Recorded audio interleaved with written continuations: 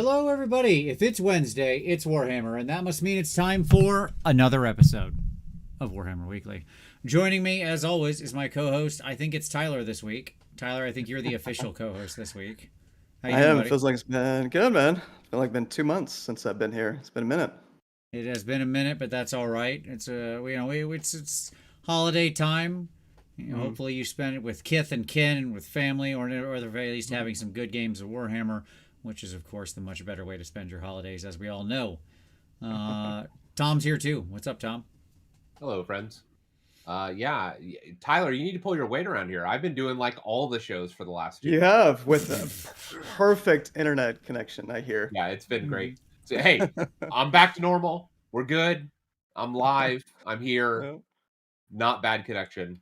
We'll see. Yeah. Absolutely, he's back. So tonight will be our belated Thanksgiving episode, our annual tradition. Get excited! It's time for Thanky or Janky, where we look back over everything that 2023 has given us, and we say whether we're thankful for it, it's Thanky, or whether, frankly, we're not, and it's Janky. There you go. So we want your votes too, because we want to know what you think of all these releases. We'll get into that in a normal course of events, but of course, first you should hit like and do those things because it's a cool thing to do, and it makes you a cool person. And don't you want to be cool? So, be cool. Be cool. All right, Tyler, let's do some news. What do we got, man? Rumor engine. You guys got any guesses what this? I mean, the first thought was giving off some Sons of Bahamut vibes. At least to me, it was, but I don't know if that's likely. Probably not likely. Yeah. I don't know. Beast of Chaos thing? How about that? Mm. Yeah, I They can like go- shrunken heads. Yeah, Yeah. It's like I don't know. some kind of vampire we got going on there. No. No? Soulblight's not What's getting that? anything new. Well, we do have. Hold I on. mean, like is that a vampire We do head? have the new book coming up, and Huh? we know that it's going to have all death factions. So maybe that there's something in there. I mean, I don't think that they've been doing new models per se for those bonus factions. Well, no, it's not true. Belthanos, and Yeah. those were all new. So I don't know. Maybe could be maybe something death, or it could be something Mm. in like 9 months. Could Sure. be an old world thing as well, frankly. Yeah. Oh yeah, yeah. Like, legitimately, that's pretty easy. So, who knows? It's one of those things where you know exactly what it is, but it could be a million things, right? Yeah. It's definitely not 40K. Can we say Okay. that? I don't know. No, I can't say that. I really can't. It could very well be 40K, Tom. Very well. It's the worst. You should bring your mic closer to yourself. All right. Yep. All right. What's next? Next up, Old World Psychology. Looks like a Old World article that I did not read. Yeah, Anybody read? Did you read this? I did. Huh? Because I'm interested in this. So let's talk Uh-huh. about it. I've got a picture up here, Tyler. You ready? Here we Okay. go. So, you've got these choices, or not choices, I should say. You got these results. So when you make a break test, our old fan, the break test, okay, wherein you had the in Warhammer Fantasy, basically the idea was if you got beaten in combat, you made a break test, and if you failed, you ran, and if you ran and you got caught, then you got run down. It's Okay, kind and of the like unit's Battle destroyed. Shock, only instead of losing a couple models, you lose the entire unit. Right. And so it was always terrible design, right? Because what it really encouraged you, it just encouraged a lot of like really hinky jinky stuff. But anyways, now they've also caught into this that it was bad design, but we've got to still have some version of it. So what we've come to is this. So let's go through our example here. You ready? Mhm. Okay. A unit of sword masters, who are leadership 8, have come off worse in a combat against some stone trolls and have lost by 3 points. Okay, so they lost by 3 in the grand totaling of things, all told. I assume How do this we means know many what- of them died. Like lost by 3 models? No, they three lost by units? 3 because you total up the score. I don't think you were here when Oh, I read through yeah. the combat example, Oh, but it's yeah. like It's classic stuff you would expect, like +1 per rank, +1 for having a banner, +1 for the army banner, +1 for higher ground, yada yada yada. Okay, it's all the dumb stuff. It's what you remember. Yep. So at any rate, the calculation of that came to them losing by 3, which I assume means a lot of them died, because stone trolls don't generally have ranks, and sword masters do, and have a banner, which in old fantasy made like monstrous infantry pretty terrible usually, because they were like starting the fight losing by 4, right? But anyways, so then we roll. They now make a break test, and they roll their 2d6. If they get a 2 through 5, so their modified roll is equal or lower than leadership, then I think they're fine. Basically, they give ground or something like that. If their modified roll is higher, but they're still under their, or equal to or less than their actual leadership. So in other words, 8, 7, 6, right? Because they were at 8 minus 3 or whatever. Yeah. So that creates that 8, 7, 6 gap. Yep. Then they fall back in good order, which I believe means they just like fall back out of combat, but they don't run like lunatics. And then if they roll the 9+, then that's when they break and flee. So basically created this extra gap in the middle, right? So you're more stable on your base leadership, but you're still like moving, falling back out of combat, and then needing to be re-engaged and stuff like that. So, okay. This is going to be very complicated to explain to people. This seems like a lot. I mean, it's understandable. It's not that I can't grasp what's going on here. It's just this kind of math is hard for people to get their head around. As a side note, my game design rule for myself is I generally avoid including subtraction in games, because I find subtraction too hard for most people, the average person, to do on the fly. Okay? So this is a bit above that. That's sort of a thing I tend to live by. But anyways, that's fine. I mean, I feel like bravery checks, they maybe are an example of that in AOS, because we have kind of something like that. You got to... Oh, sure. do It's a little totally bit of true. that. I hate the math. The number of times, I've had to re-explain that to some of my friends who are like, wait, how does this math work? It's terrible. I completely agree. It's garbage. We basically don't know how to do bravery. That's what it comes down to. So I get it. They wanted to keep the break and flee thing. I mean, what it'll effectively mean is that, just like always, if you have a high leadership and the unusual happens, you just oopsied your way into losing a game, because your key unit that was like leadership 9 or 10, you just rolled bad dice, and it was just like, bye. Yeah. And then they get ran down and die. Oh, the number of times. I mean, many of those will end up being immune to psychology, which is the other thing they shared. They shared the, like, I don't have the image, but it was the image of like the Dragon Ogre Shaggoth, who's like Mr. Keyword Soup. Just 50 keywords of stuff. And I'm like, okay, sure. Why not? Let's get it all in here. But he was immune to psychology, most importantly, which generally meant things like that. Anywho, that's old world stuff. I mean, again, I just want to the way to get my head around this is I want to get the rules in my hand and play a game of it. Like, that's what it comes down totally. to. Yeah. How much is this just 8th edition? Probably my least favorite edition of fantasy, and how much are they actually drawing from the earlier editions? That's the gonna be answer the is question. Probably not. Well, we'll see. You're gonna look at it and be like, I have to open up this book. Nope, I'm done. Like, that's Was there one main thing you could point to for why it was your least favorite edition? Yeah, it was gummy. It was gummy and overly complex. Like, it had too much going on. And remember that thick old rule book. I remember that it had. I don't know. Sure, I mean, it was thick. But it was, when I say it's gummy, what I mean is it was just like a very slow, plotty game. It didn't really encourage a lot of action. It encouraged like very large, hoardy units that would kind of like really just dance, like move in position and move, and then hit. And if you didn't get lucky and break them, then you just kind of sat there for a while. So that was generally what it... I had a bunch of armies that I tried very hard to play differently. My All Sphinx army or so no troops whatsoever. Terrible army, but I tried it all the time. Stuff like that. Yeah. I completely missed out on 8th. I saw some of our friends had a good time over the last weekend. I think at Mini Wargaming, Rob and Chuck and others playing, I don't know, like Warhammer Fantasy Battle or the Old World, whatever the heck they were playing. Nothing. With like something to do with Warhammer They Fantasy were Battle. playing some square Like based good rank and time, flank some something. square. Yep. Yep. So that was cool to see. Yeah. But yeah, Good. Enjoy. yeah. It looked like they had a very fun time. So that seemed like a great way to spend a holiday weekend in my estimation. So there you go. Absolutely.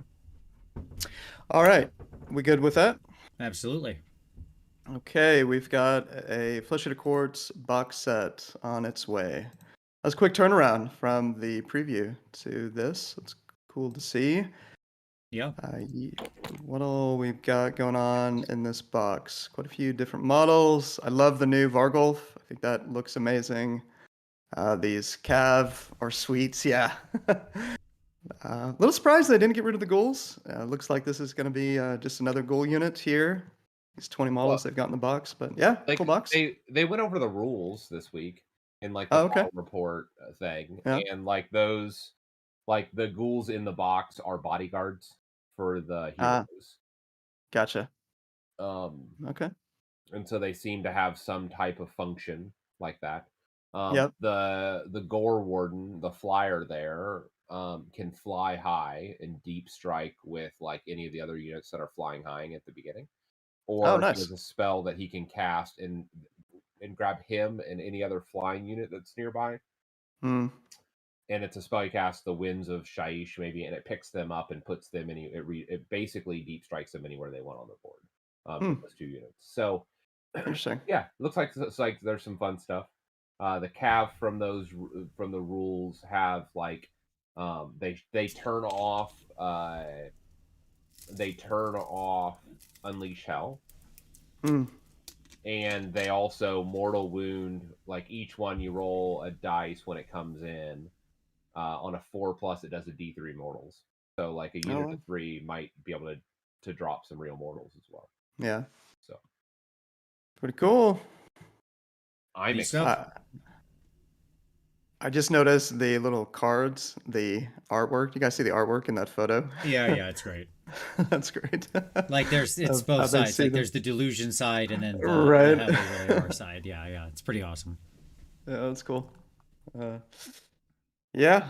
So, are we doing that next week, or are we waiting?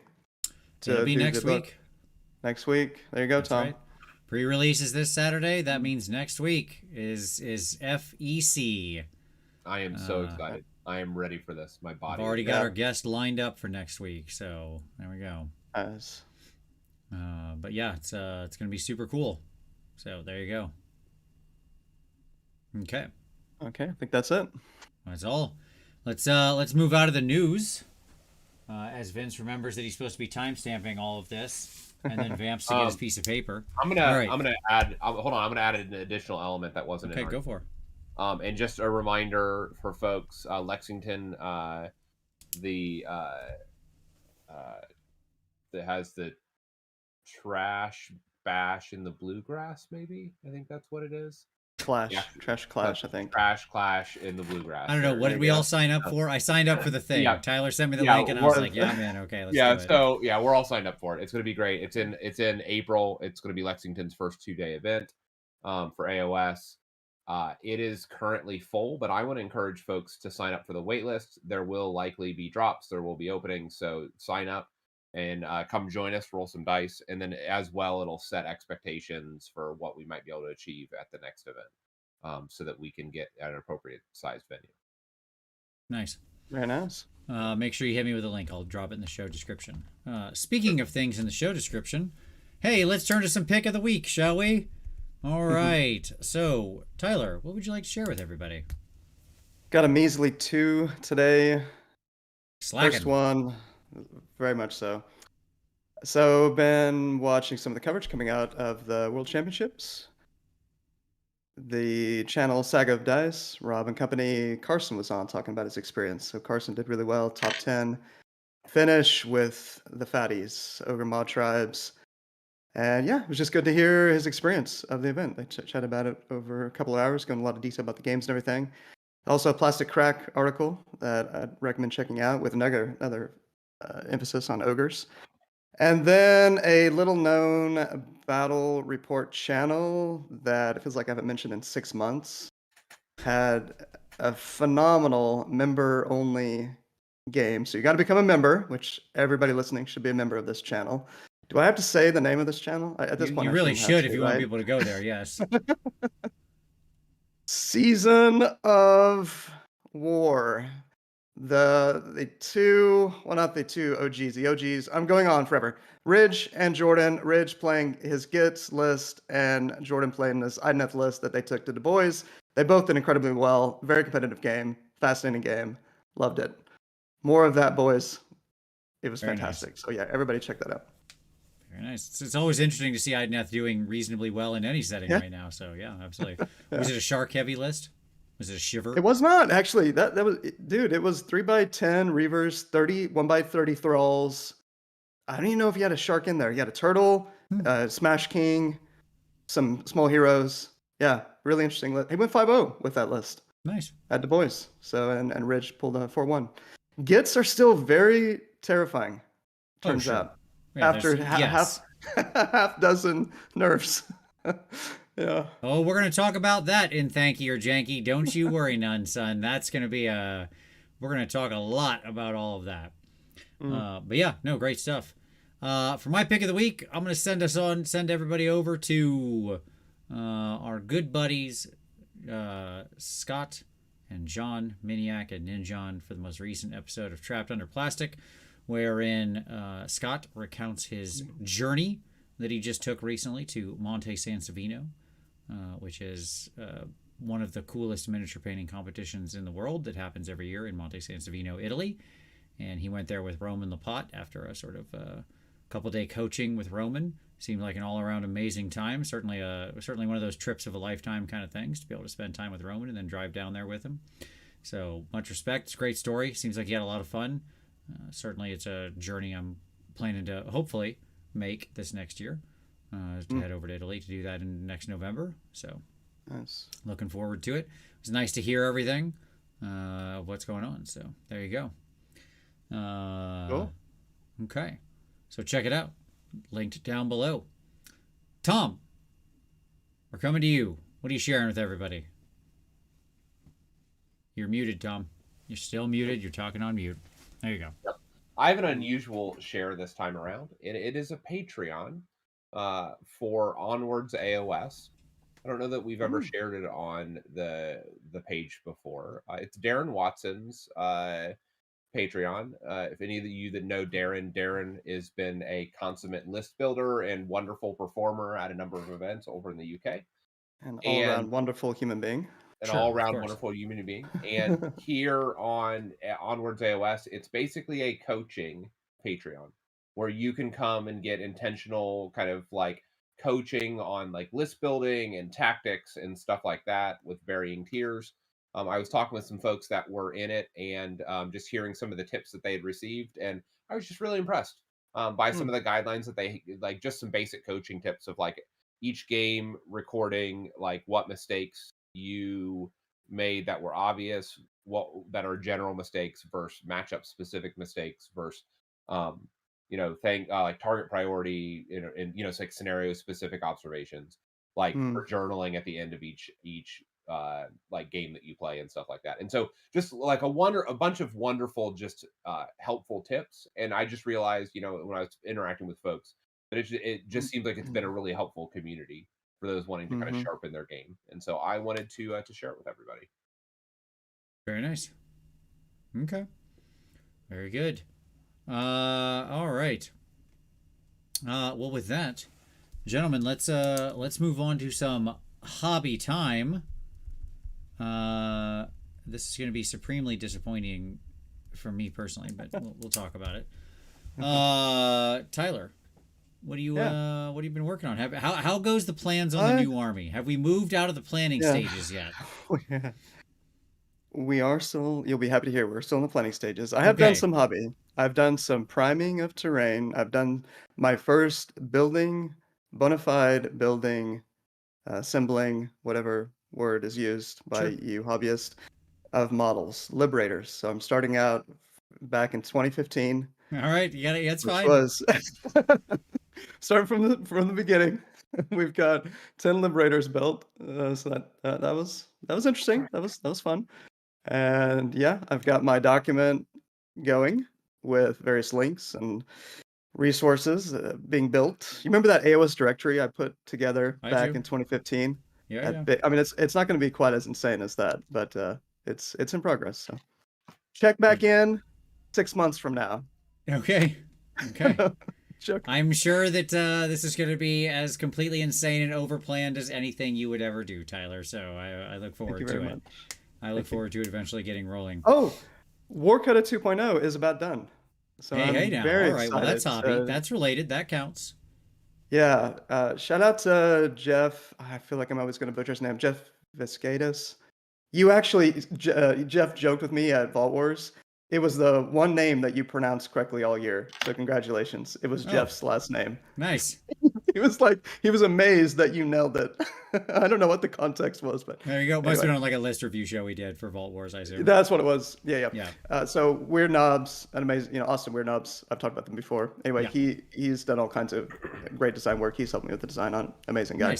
Nice. Yeah, so we're getting close.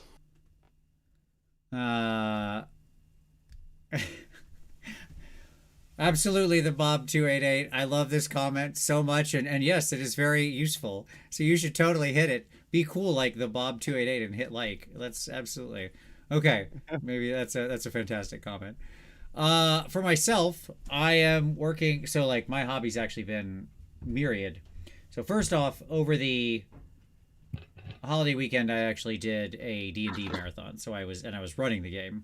So I was running like 48 hours of D&D basically over a 4-day period. And so I did not get a lot of time to hobby. It may shock you to learn. But I am working on something that I can't share. Maybe I'd be able to share it relatively soon-ish. Who knows? Like, maybe it's related to something we were talking about earlier. Maybe it's not. I don't know. Could be anything. I suppose. Could be anything. I'm not saying anything. Hard to say. And then I realized on this girl, who I'm still working on, my Nurgle-eyed sister of battle here, that I am completely off base. And I was staring at it, and it was really bothering me. And I realized I did a bunch of stuff wrong. And I conferred with a couple people for feedback, and they were right. They were like, "Yes, you did. You done messed up." And I realized kind of where all these different places I had gone wrong on the model, which is fun. It's fun to realize when you're this deep into it that you've gone the wrong direction in a lot of ways.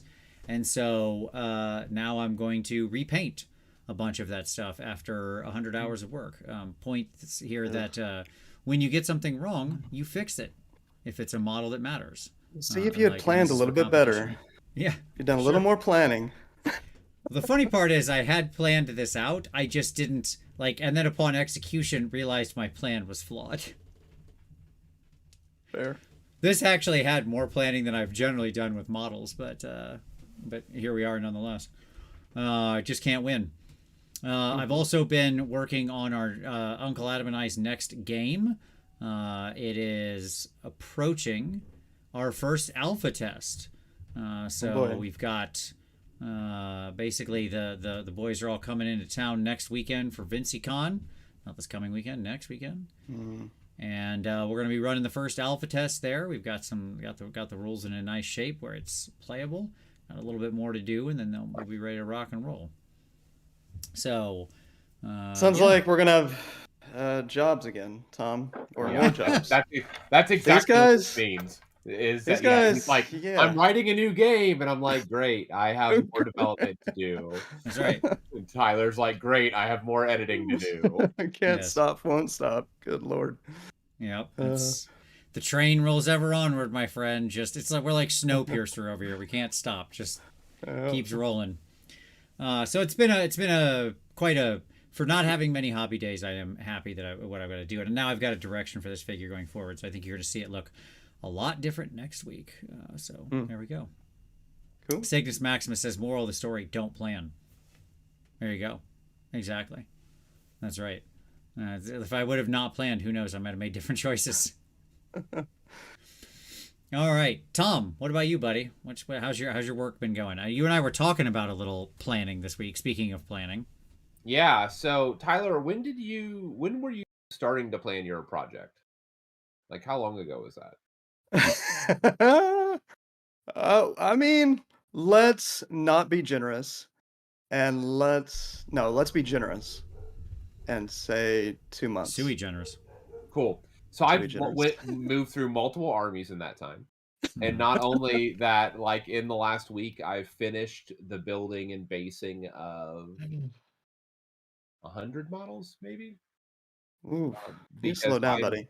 I'm in the process of like I'm moving. I had a lot of stuff in boxes or in like bits collections, and I was like, nope, no more. Even if they're not painted, I want to be able to have them on the table for play. Nice. And so, like, added 12 additional bins to my closet for like fully completed models. For my Soul Blight, just an outrageous number of stuff that I finished building. And I was getting ready to start painting on my Holy Wars army, which was my trolls with Vince, and then made an executive decision at like 1 o'clock in the morning that I think I'm going to go corn. So okay. I'm late night. The blood got into him. He wanted some blood for the blood god, skulls for the throne of corn. He couldn't stop himself. The frenzy took him. I may have made a very expensive order from Landmine that will include multiple boxes of skulls, and I'm building Claws of Karnak even now as we speak. So very nice. Now Look, can I get a Corgus? Yeah, he is. Now can I get a Corgus Cole question from earlier in the week that I saw makes sense. Well, he has a dog, right? Like I have a dog. Yeah. So here's the funny thing: I have a Corgus Cole, but I need a Corgus Cole and a Corn Lord because both of them have dogs. See, that's the point of the 1K list. It's all dogs. Beautiful. Yeah. Now, some of them are actual dogs, and some of them are dressed like dogs, or some of them are just carrying dogs. But all of them are dogs. That's the point. It's dog related. It's dog all the way down. Yeah, that's where exactly. We're going. That's what matters. Yeah. Very nice. And so Tom was trying to like, you should do this or you should do this. You know, I was talking. I was like, that's fine. I'll figure it out. Yeah. So there you go. So all right. in the means of him trying to figure out what he's doing, I'm just purchasing additional full armies. Yeah, that's what's happening. Sure. All right. So for myself, that's it. That's all. That's hobby time. Good hobby time. Okay, not myself. I already talked about me. Darn it. We're moving on to the next thing. 30 minutes. Here we go. We did it. I know how this show works. We've only done it for almost 10 years. Or 9 years or something. I don't know. Forever. This is like Sisyphus. Okay. Hey, let's talk about Thanky or Janky, shall we? All right. So, Thanky or Janky. There you go. There's our theme music, as we all know. That's exactly the same theme music that I've done every time. You really need to get a soundboard. I should. I really should. Add that to the list for Kathy. Yeah, for like my Christmas list, a soundboard. I'm sure. Yeah. I hear she loves you. I'm sure it's a rumor. I don't let her hear that. So this is our 2023 look back. What we're going to do is we're going to look back at the major releases of 2023. Not every single product that was released is in here, okay? Give me a break. Come on now. First of all, do you know how annoying it is to scroll back to January on the Warhammer news site? Yeah. Can't say I've ever done that, but I imagine, yeah. It took me, on this current site, it took me 20 plus minutes to scroll because I had to go, like I had it down to where I could do it without looking. Like I was like watching something else and then I would go 1, 2, 3, 4 mouse scrolls, click. 1, 2, 3, 4 click. 1, 2, 3, 4 click. And I had to do that, I don't even know how many times So many. Okay. You'd think they would have the like go to date X. You would think. But as we saw from the recent launch of the like I didn't include the launch of the Warhammer, the new website in here, the like not the community website, but the you buy things website. I didn't include that because it's not worth even discussing. It's janky. Like, end of discussion. It is. I have never seen something be more universally panned in the history of like the internet. This is the whatever her name was, Caitlyn Jenner Pepsi ad. Like, nobody likes this. Yeah. Okay. Have you guys ever seen ageofminiatures.com? No. I don't know if that's gonna make you feel better or worse, but they do a great job of tracking everything that happens during the year. Okay. And they're pretty accurate as far as I can tell over the years. Yeah. So yeah, they track everything going on in AOS and 40K. Well, that'd be way more helpful in the future, so I'll check that out. Very nice. Keith Rogers said, Vince, I have a question. Would you like to load more? Yeah, exactly. Yes, I would. Yes, I would. Like, I understand why they don't have a load all option, because it would just like explode the server, right? In trying to load all of that data. Like, I get it. Okay. But Jeezel Pete's, I wish there was a load more or something, like more than just the next 2 weeks or whatever you load up. Okay. Warpstone Enjoyer said, you're going to include the new AOS video game, or is that next year once the dust settles? That's probably next year. We're only counting like the actual mainline game stuff released this year. I didn't touch any of the video games or things like that, ancillary stuff, but we'll see. Once all that comes down, we'll see how that works. I did watch Rob's discussion about the AOS video game, which I found very interesting, because it was like, why do people still hate AOS? I almost selected that video. I was like that close. It's worth a watch. It's a good discussion. Yeah, it is worth a watch. It is good. Yeah. Okay. Hey, yeah. Bonus pick. Go check out Rob's video on why do people still hate AOS. I think it's quite insightful. At any rate, let's get into it here. We're going to start with, I've broken this up this year. Instead of going purely by date, they're organized by, like, type of thing first, and then by date. Make sense? Mm-hmm. Okay. So, let's start with, this just seemed a more logical way to me. I don't know why. It just did. So we're going to do GHBs first. It's not, but okay. That's fine. I like sub-hierarchies, Tom. Okay. Like, we should just do release dates. That is our sub-hierarchy. That's only one hierarchy. I prefer multiple hierarchies, sub-hierarchies, Tom. It's better. Yeah. You know what the sub-hierarchies are? Weeks. Weeks in a month. That's all linear. Okay. You've seen my magic cards and how they're organized, and you know that I like sub-hierarchies. It's insanity. Continue. No. So, at any rate, GHBs. Okay. So let's start with, of course, we've only got 2 of these. These are pretty obvious. It's not hard to remember. But I'm counting this one, even though technically it was like released at the end of last year. It was the first 6 months of this year, obviously. Yep. So it was, it's this year's GHB. First half of the season, at least. And this is our Galatian Champions one, right? So we all suddenly cared about tiny foot heroes, or at least we were supposed to. So, this was a 6-month season. Obviously came on the back of the previous GHB, which wasn't greatly loved.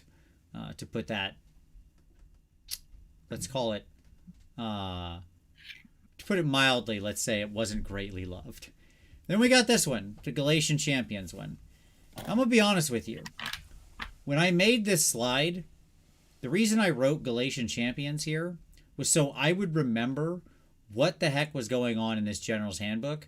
Because when I originally made this slide, I was like, what was even the thing in this? It had gone out of my brain, and it was just gone.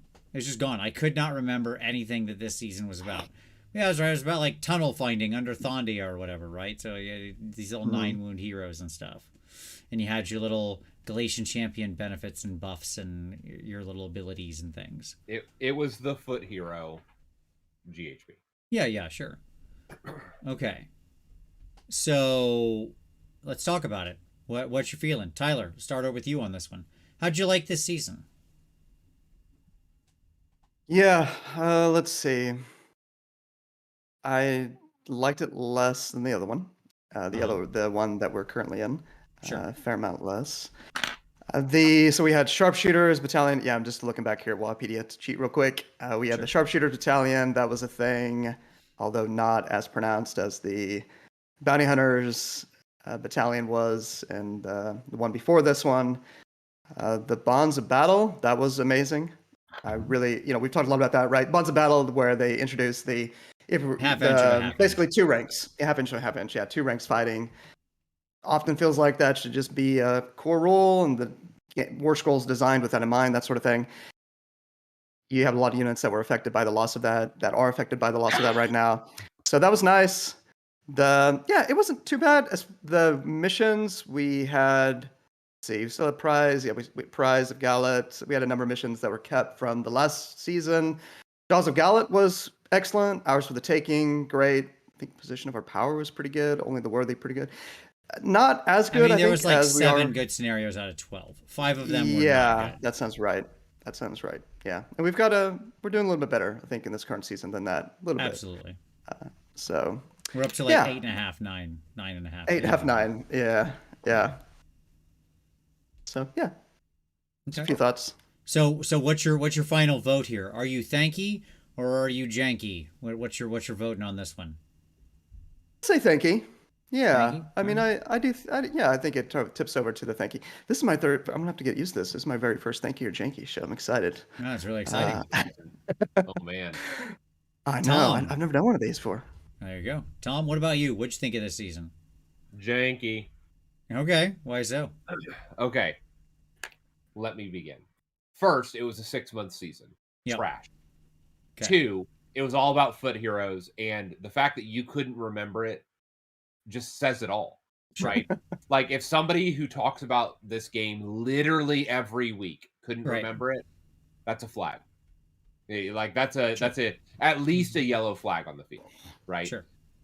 I just, like, I'm so tired. I'm so tired of bad GHBs. Mm-hmm. Going from either way too swingy, like, I'm tired of GHBs that 100% determine all list building because of stupid mechanics. Yep. We've been in this world for a year and a half now, right? Yep. Yeah, we've been in this world for a year and a half, and it's terrible, and I'm ready for it to end. Okay. Like, this is not how you write a GHB.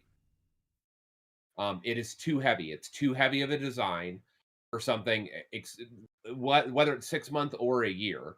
Like, when you have that heavy of a design as an overlay, it just messes with some armies in ways that are not fun to play anymore.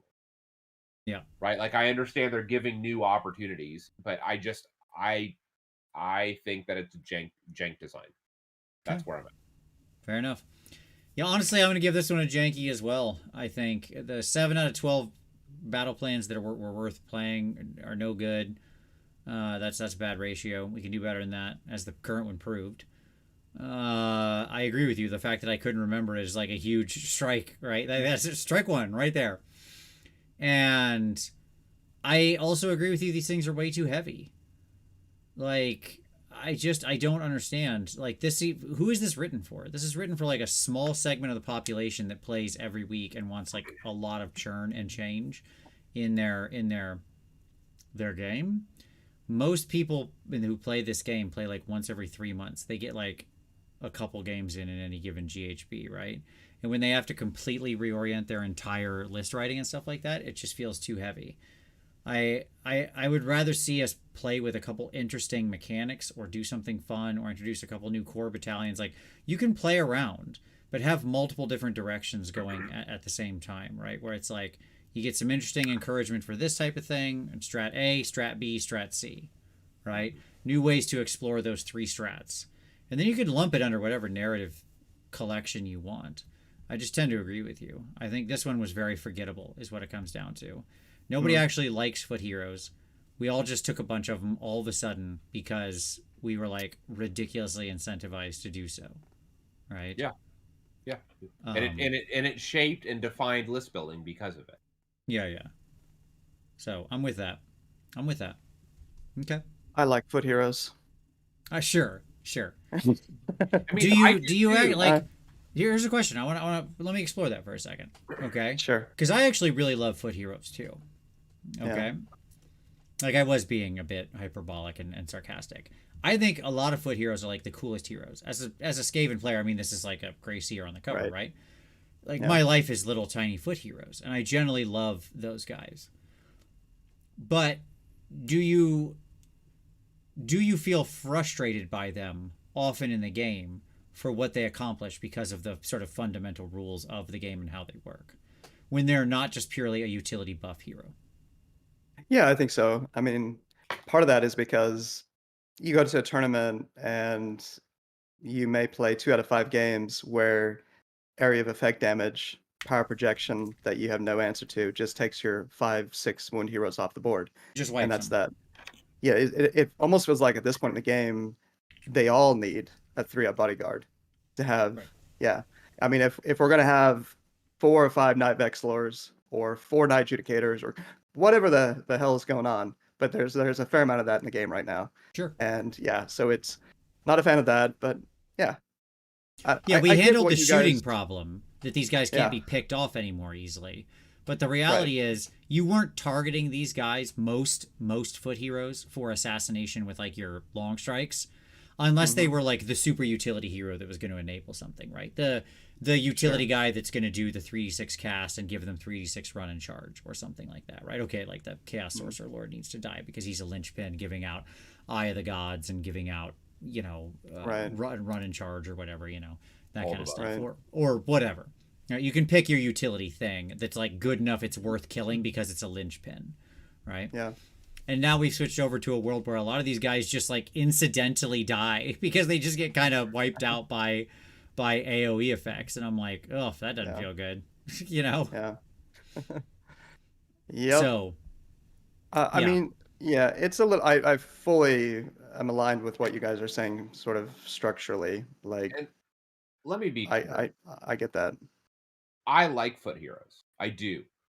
Okay. We all, Mm. because that's the classic thing. Like I was joking, Yeah. right? Because the joke is they're just fundamentally bad in the game, but it is the truth that a lot of us like them and like what they do. They represent classic characters. Well, and so I think this is the exact point. The reason why I think you were like, what? Let me ask this, Tyler. Was the reason why this season appealed to you? Was it because suddenly foot heroes seemed to be more useful?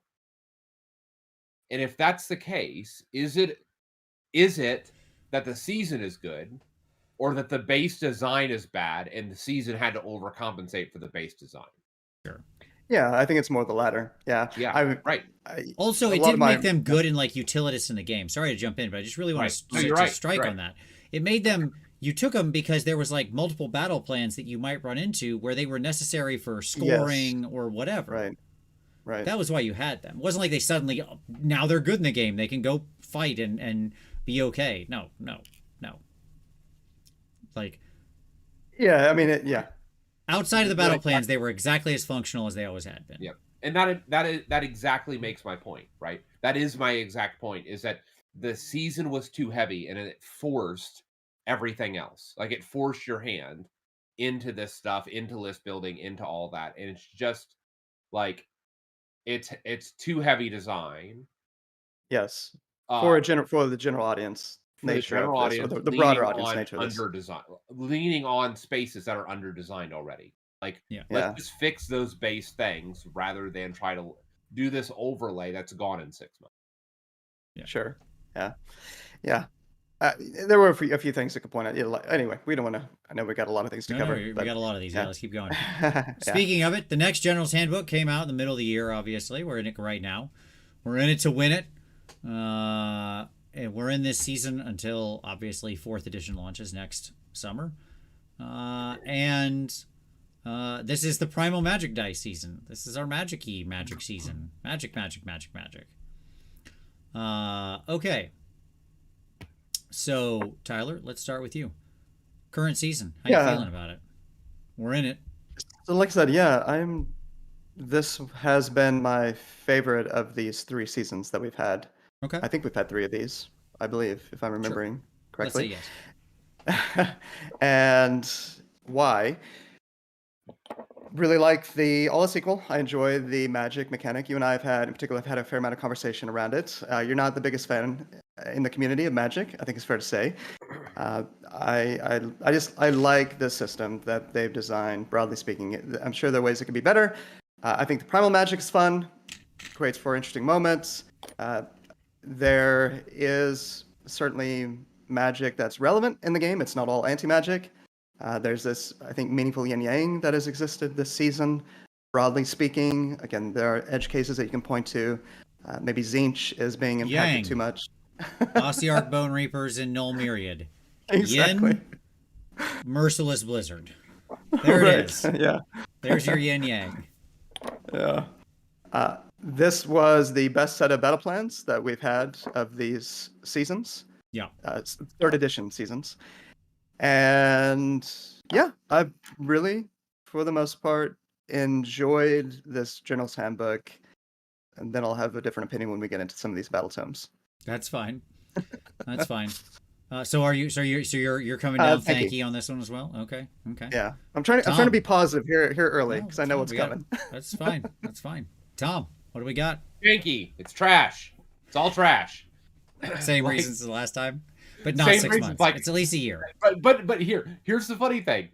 It's not 6 months, and that's also trash because now I have to endure a year of this BS of Sure. heavy magic, foot heroes, of merciless blizzard, and horror frauds. Just get rid of it.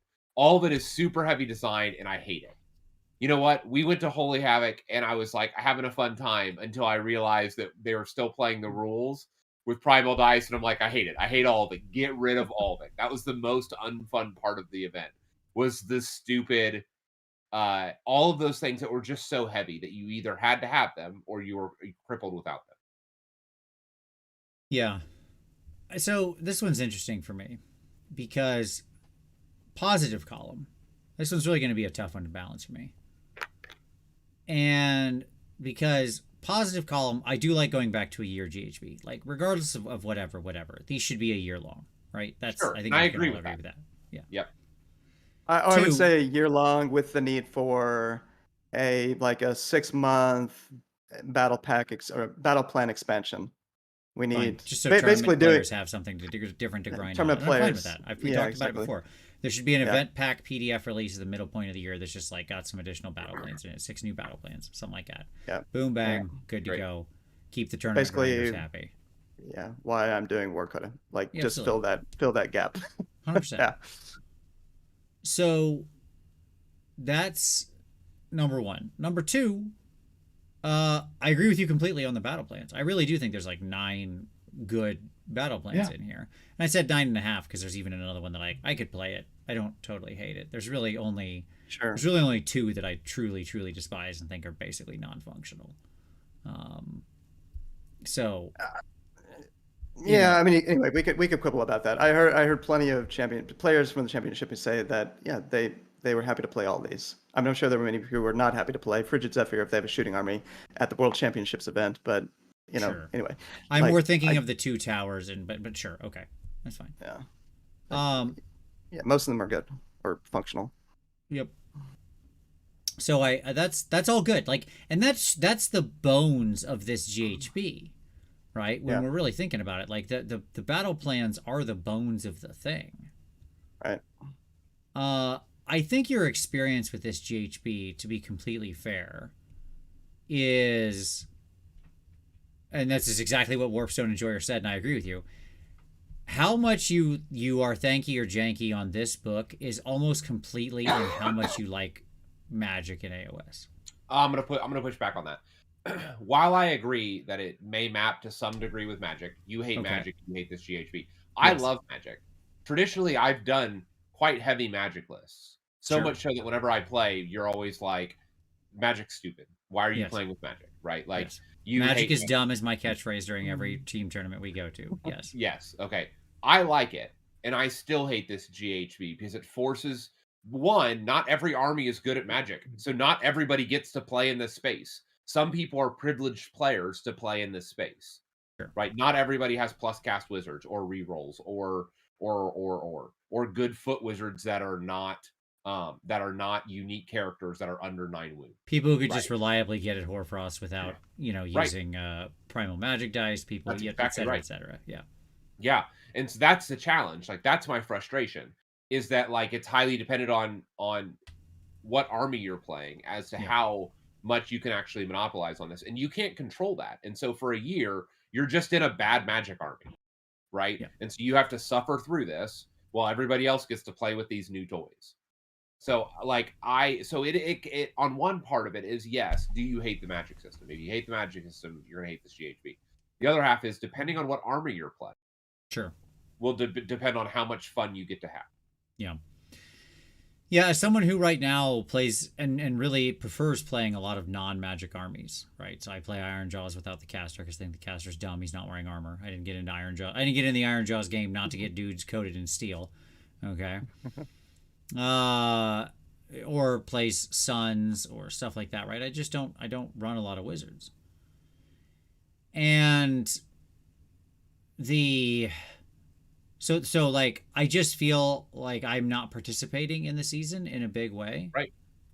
Well, I think part of that, Vince, the null stones in my mind were a sizable miss. Correct. They Absolutely were the null stone right. adornment. Like, that section, that's supposed to be the opposite side of the coin. And it's just and it's so not weak. there. Because, and the reason for that's obvious, right? In previous seasons, basically, like in the big monster season, no one ran monsters, right? Because the monster hunting tech was way better than the monsters, or whatever, right? Yeah. In the horde season, we had bounty hunters, or whatever, right? Sure. And so suddenly, no one ran hordes because bounty hunters would explode your horde if it touched you, right? Yeah, I definitely agree with that one. I feel like there were a fair number of monsters, but I mean, very fair point on the horde Right. one. Sure. My point is, oftentimes in these previous seasons, it's ended up being about the opposite of the thing they want because the countermeasure that they put in there was too Right. heavy. So strong. Yeah. Right. And so in this season, they were like, well, if we're going to do the magic season, let's really do it. We got to be careful with our anti-magic thing. And so they put in those 3 nullstone adornments, and they're just weak sauce. They're just complete and total weak sauce. Right. Like, most of the time, I've taken those in plenty of non-magic armies. It mattered, Zot. It just didn't matter. Doesn't do much to 46 mortals every turn. Sure. And I still, like, ultimately, I just don't like the primal dice experience. That's what it comes down to. I just think it's a lot of extra weight around stuff and getting these weird giant cast numbers, and it creates spiky magic situations where, depending on how they're used, either everything gets unbound or a couple really key spells just get powered through and you have no response whatsoever, right? Kind of depending on how things shake out with the dice and the individual rolls and whatever. Like, it causes very, very swingy effects with spells that are already very, very, very swingy, like Hoarfrost, and somebody pops the 3 and throws that on Rend, and suddenly they're like regular base skeletons or zombies or whatever, just like just explode to the unit that they were touching or that they go fight, right? Right. And or they're Source Warriors or whatever. I don't care. Pick your thing, right? And obviously, Merciless Blizzard is it's quite strong. And in many ways, I think it's like the governor switch on the game right now. Merciless Blizzard, because it just allows like anybody to be like, oh, let's go for it, and just like boom, accidentally level a unit, and so it can kind of like accidentally dig people out of bad situations, unless they're fighting like Null Myriad or something. But Sure. But at any rate, like I openly admit I've got to give this one janky as well. But I'm actually not super janky. Despite all of my hatred of the core mechanic and thinking it's too heavy, I do want to commend them for the fundamentals in this feeling a lot stronger. Like, and it really does matter. Having good battle plans to me matters, I think, the most of any of the things that are in any GHB. I want fun, interesting battle plans to play, right? I oftentimes don't even need like all the extra rules. I just want to play some fun new battle plans, right? And they did. They cleared that bar well with this one. But ultimately, that primal system is just like, ugh. I just hate it. I just hate it. And for all the I second all the things you said, Tom. That's what it comes down to. Okay. Cool. Battletomes. Here we go, baby. It's time to talk Battletomes. All right. So, obviously, we had a lot of Battletomes this year, and we stand now on the precipice, the literal precipice, Tyler and Tom, of every army having their Battletome. Okay. So, Wonder if that's ever happened. No, not in AOS. In fact, I don't even know the last edition where every army had a Battletome. It literally might have never happened in the history of Warhammer. Had a current edition Battletome. Right. I really don't think it's ever happened. Maybe 5th edition. Who didn't get updated in I feel like 2nd edition had some misses. Yeah, maybe Soulblight. Soulblight got it 3 months before. That's right. They did. I could go back and look, but I don't think we got everybody in 2nd edition. I think Soulblight did. I think we did. I think we got everything. No, I think you're right. Yeah, Soulblight came out just before 3rd edition. But it was 3 months before. No, we carried a couple over from 1st. What? Keith Rogers said 2nd edition AOS was no because IDK was still 1st. Oh. So there you go. Have we only ever had 2 editions of IDK? I'll go back and look. But anyways, it is, whatever the case, it feels both like the lowest bar, right? Like, hey, all of the armies we sell models for have a book of rules you can play. Wait. That's the thing you're celebrating? Isn't that just, like, required? I mean, like, let us not forget how long Tome Celestials went on. Remember those? Yeah. Remember when armies got their rules in a random White Dwarf article? Wasn't that fun? I do, because I was sorting stuff in my basement today, and I found, like, the War Scroll cards for the Corn Altar and the Herdstone. Nice. That came in a White Dwarf article, and I was like, oh, yeah. You love to see it. TP Grant says Nurgle as well, by the by. Both Nurgle and IDK. So, there you go. Interesting. Okay. At any rate, we're here. We got there. This very low bar has been tripped across. So congratulations. We did it. 6 months before the edition drops. 6 months before the edition drops. Yes. We got there. Here's to 4th, binning all of these things into the ash bin of history. And we get a new index. And we index everything. Let's do it. The Great Leveler. Okay. All right. Let's start at the beginning. Back in the beginning of the year. Now, technically, for those out there, I'm going to do the push up the glasses here, you jerks. People are going to actually me and tell me that the S2D tome was the first of the year, which is technically true, but it doesn't count. We did it on last year's Thanky or Janky show because we reviewed it as part of the box that came out at the end of the year. Okay. So, the first new tome was Beasts of Chaos. All right. So BOC. There was a lot of hope for this tome when it first came out. Obviously, we didn't get much in the way of model releases. We will talk about models separately later. Here, we're talking about, when we review this, we are talking just about the Battle Tome, not the full release that happened around it, right? So the fact that all they got was a single Beast Lord hero should not weigh into our decisions. We are evaluating the quality of the tome. All right. So, BOC. Tyler, what you feeling about this one? So this is one of the armies that I don't know particularly well. From what I've gathered, though, I think this would be one of my Thankies. The power level was within bounds, which is an exception to the rule this year, sadly. The playstyle matches, broadly speaking, how I think about this army. The battle traits. I think that's interesting. The whole ambushing, putting stuff off the board, potentially your whole army off the board. That's quite different. Very unique in its playstyle. I remember liking a number of the spells. I've seen at least a couple of different sub-factions. I feel like I see Darkwalkers a lot. There's another one whose name I'm forgetting that I see a fair amount. I can't remember the artifacts, like how good those were. There were certainly a number of misses on the War Scrolls. I seem to be thinking that some of the monsters were a miss. The Cockatrice was cooked. Horrific rules design. But all else equal, grading on the curve of this year, Thanky. Okay. I will point out, you said it was within bounds. One of the other things I was doing as I was going back through, 11, 12 months of news articles, right? Yeah. Was every time a MetaWatch article popped up, I would pop it open and take a look at it to just kind of understand the running trends. And I will remind you that in the first quarter of this year, BOC had a 61% win rate. Okay? So they were well out of bounds on launch.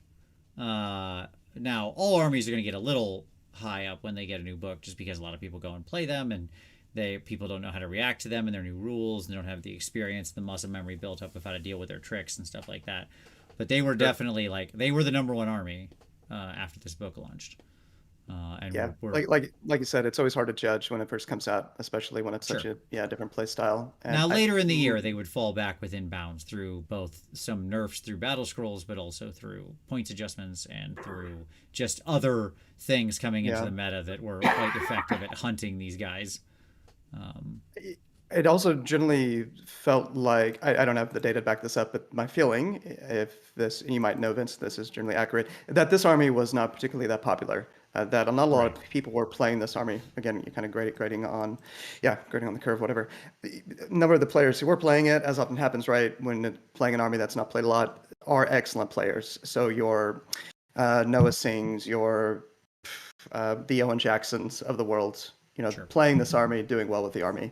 I forgot to mention, it seems like a relatively high skill floor army. Gotta be pretty good at the game to do well, Beasts of Chaos. So anyway. Agreed. Tom, where are you living with this one? I like it. It's fine. I agree that it spiked early. But in general, I think it was received well. I think that once people understood how to play against it, it leveled out. And overall, it did what books are supposed to do. In some sense, they're supposed to enliven the player base. Yeah, right? Sure.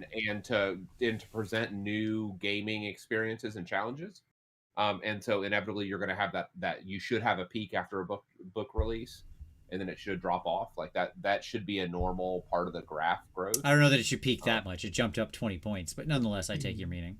Well, maybe because some of these books aren't touched for 4 years, right? Sure. And so in some sense, some of them, it should be a jump because you're playing with outdated tech. Right, that's my hope. Alan K, you haven't missed. We've just gotten into the Battletomes, buddy. This is Battletome number 1. You're right on time.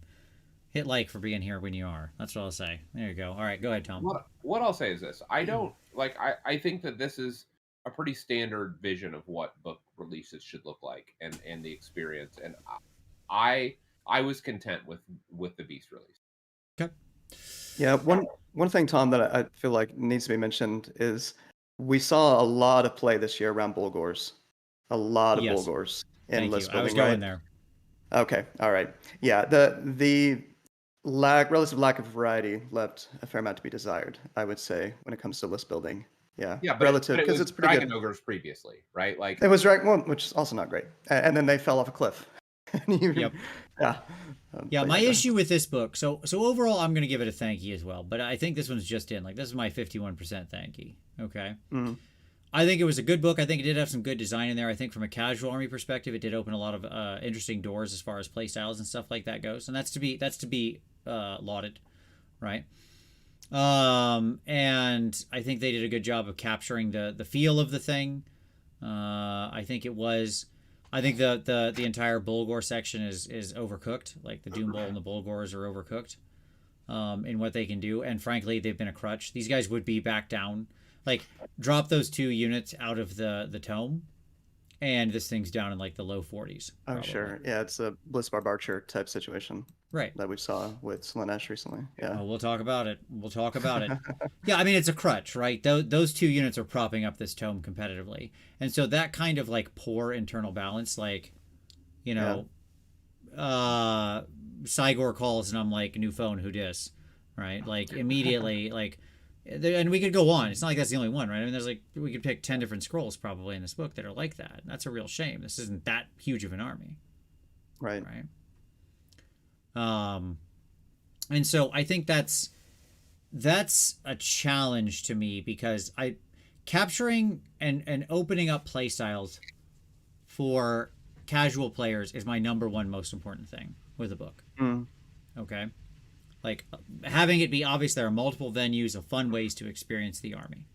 Number one most important thing, and I think on that it's a success.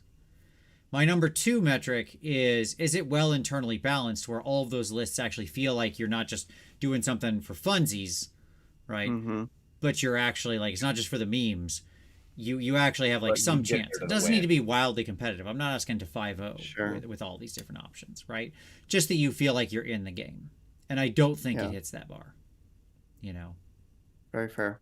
So, but it's still thanky to me. I agree with you on the whole. You just got there, beasts. You just got there.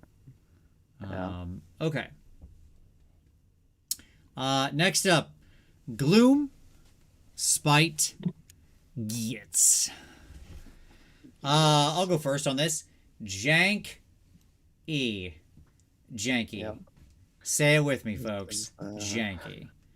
These guys were bent sideways from release. They've had to be nerfed so many times to get them back in line. And I think one of our quotes when we first reviewed this book was like, well, they've sucked for a long time, so we'll give them a minute to be better than average. They were whatever, you know, to be a little bent. Yeah. I did not realize just how bent this was going to be, right?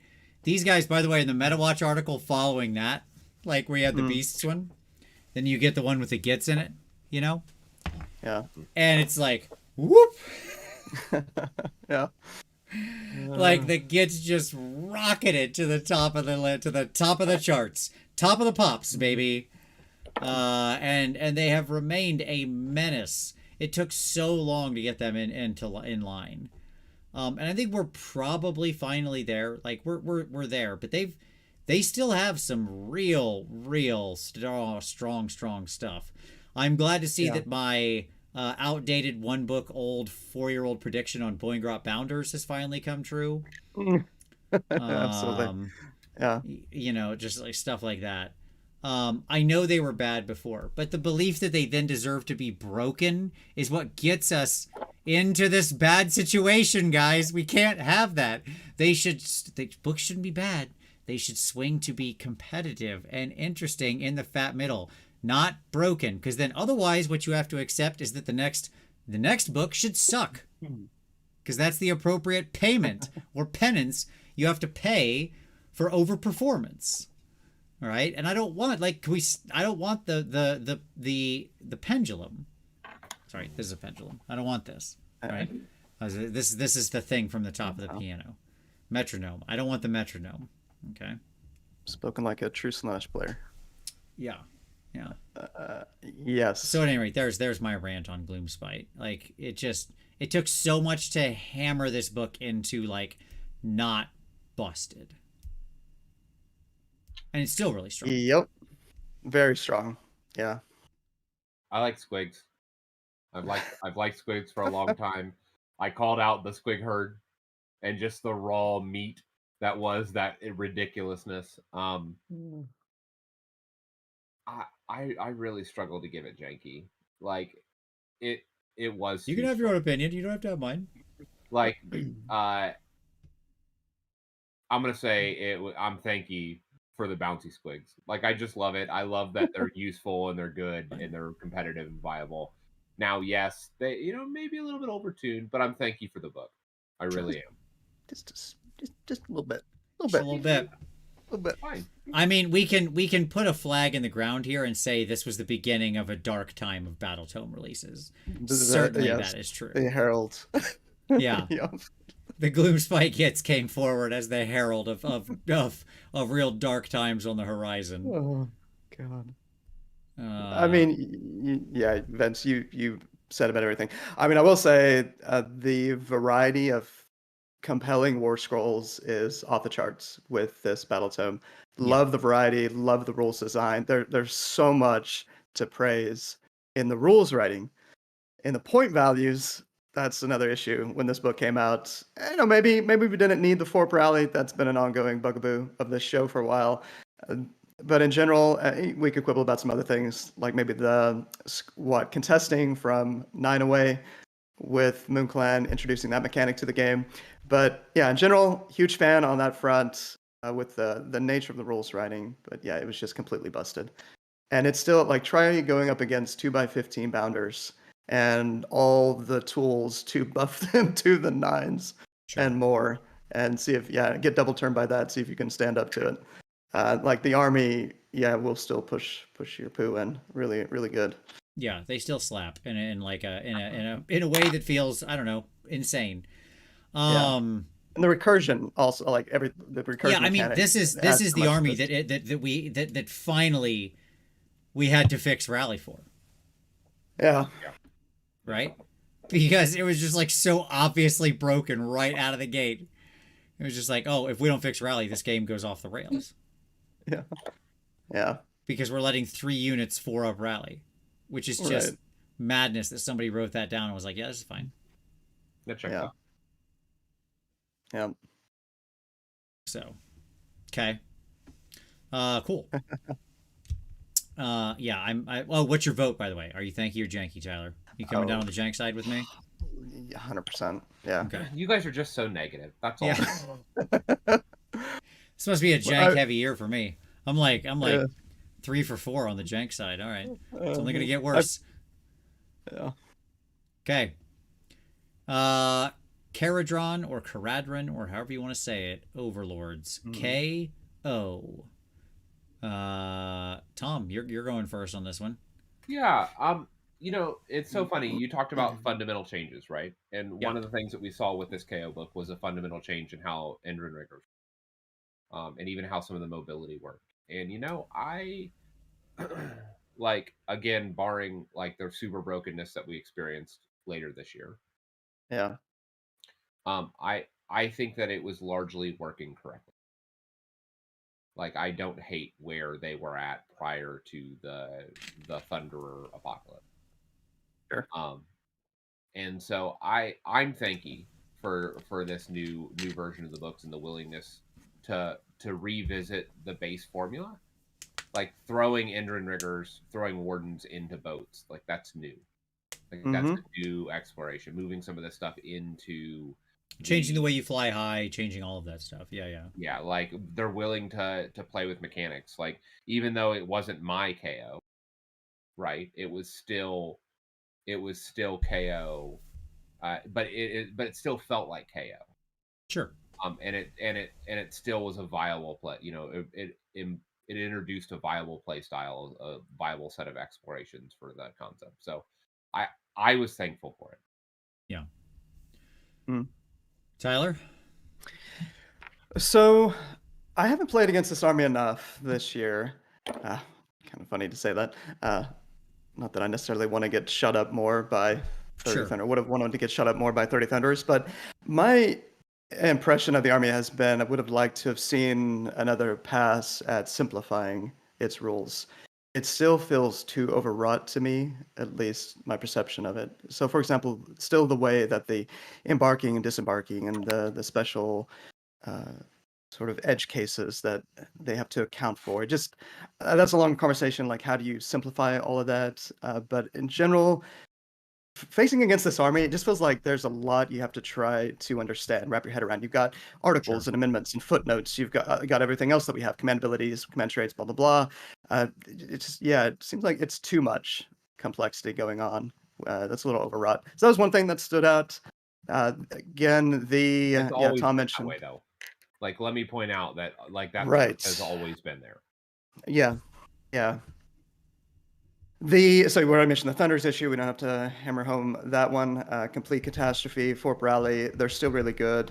I do love, yeah, Tom, you covered a lot of it. I mean, the Assault Boat, amazing. I like that you can run competitive mixed arms list. Obviously, I have a huge bias for mixed arms, variety list. That is, it seemed like for the first time, Tom, really on the table with KO, with like engine riggers, and maybe it was there a little bit. I don't remember it being there as much before with like Clown Well, Car and Tom all was of one of the that. ones trying to push it, but he was one of the few. Most people just shot their Okay. enemies. But yes, Right. I was running arms tradition. Yeah. And then but again, the alpha shooting was just always so strong. There was very little reason to do. Yeah. Yeah.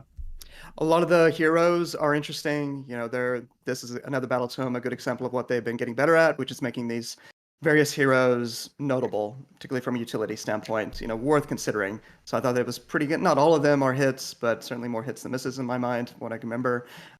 Brock is on the table now. That was never the case. Largely, it seemed before. I think he's pretty cool.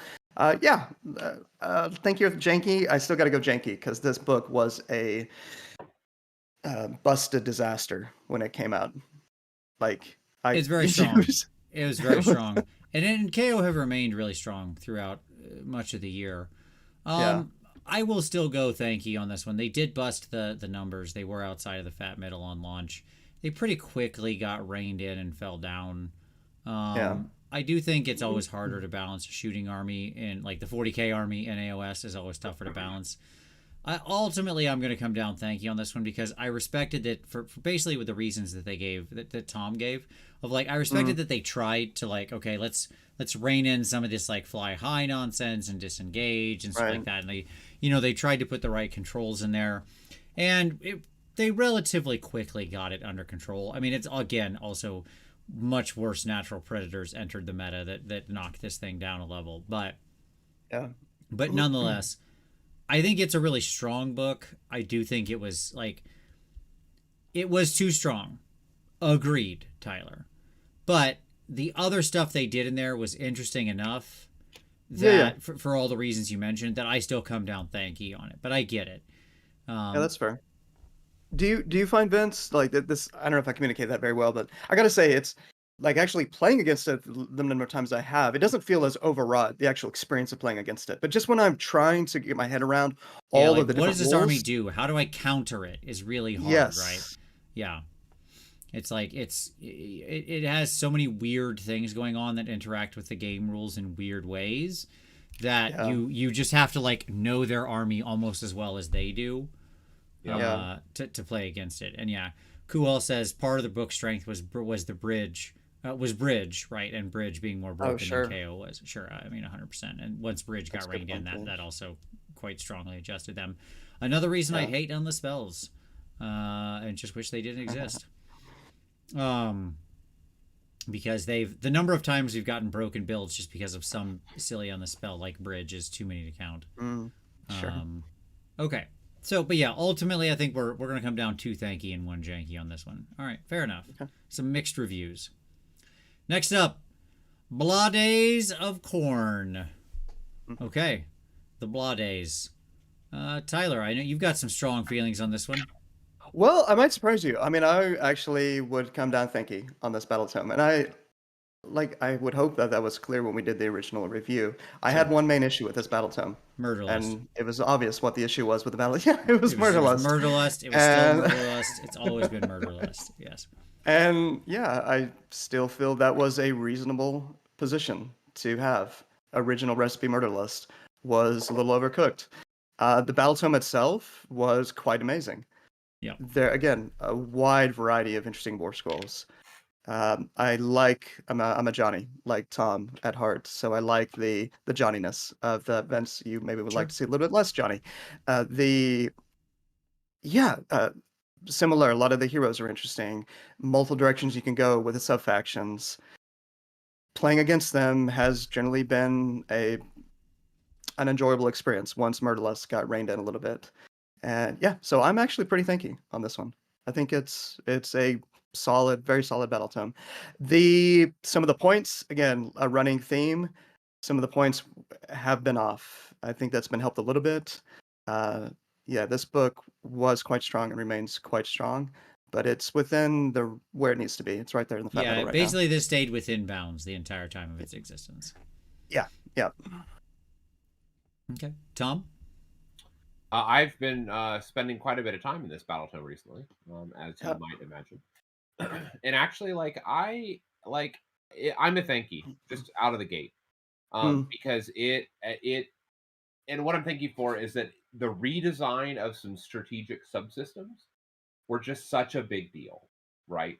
Like the yeah. redesign of like so the obvious one being Blood Tithe, right? And how that's operating and not dumping the entire pool and all of that. Mm-hmm. Like that's a big deal.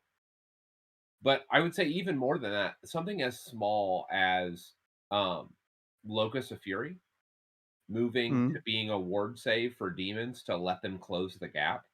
Like yeah. that's a huge change, right? Mm-hmm. And that is and that's what they needed.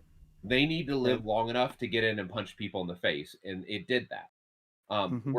The book has still been slow to move away from the ballet of like 8-inch circles, right? Of like Mm, making sure this is in range and this buff. Like I'm still encountering that as I'm building lists. Like I'm thinking about mm-hmm. how this army moves, and like the murder ballet still has to happen with this stupid army. Sure. Um, and so I'm still disappointed about some of that. But watching how they fix so much else, like I'm just Oh, super super thankful for that. Yes, Murder Lust was bad, but guess what? So much else of what they did was good. Like I think right. overwhelmingly, I'm thanky for it. And like You mentioned the. even the moving the Bloodthirster away from eight blood tithe, which is what it used to be, like Mm, so that it's not just this overwhelmingly obvious option, right? But moving it up yeah. to 10. Like I like all of that. I do. You mentioned the blood tithe table. That was one that I felt needed some additional work. That list seemed off.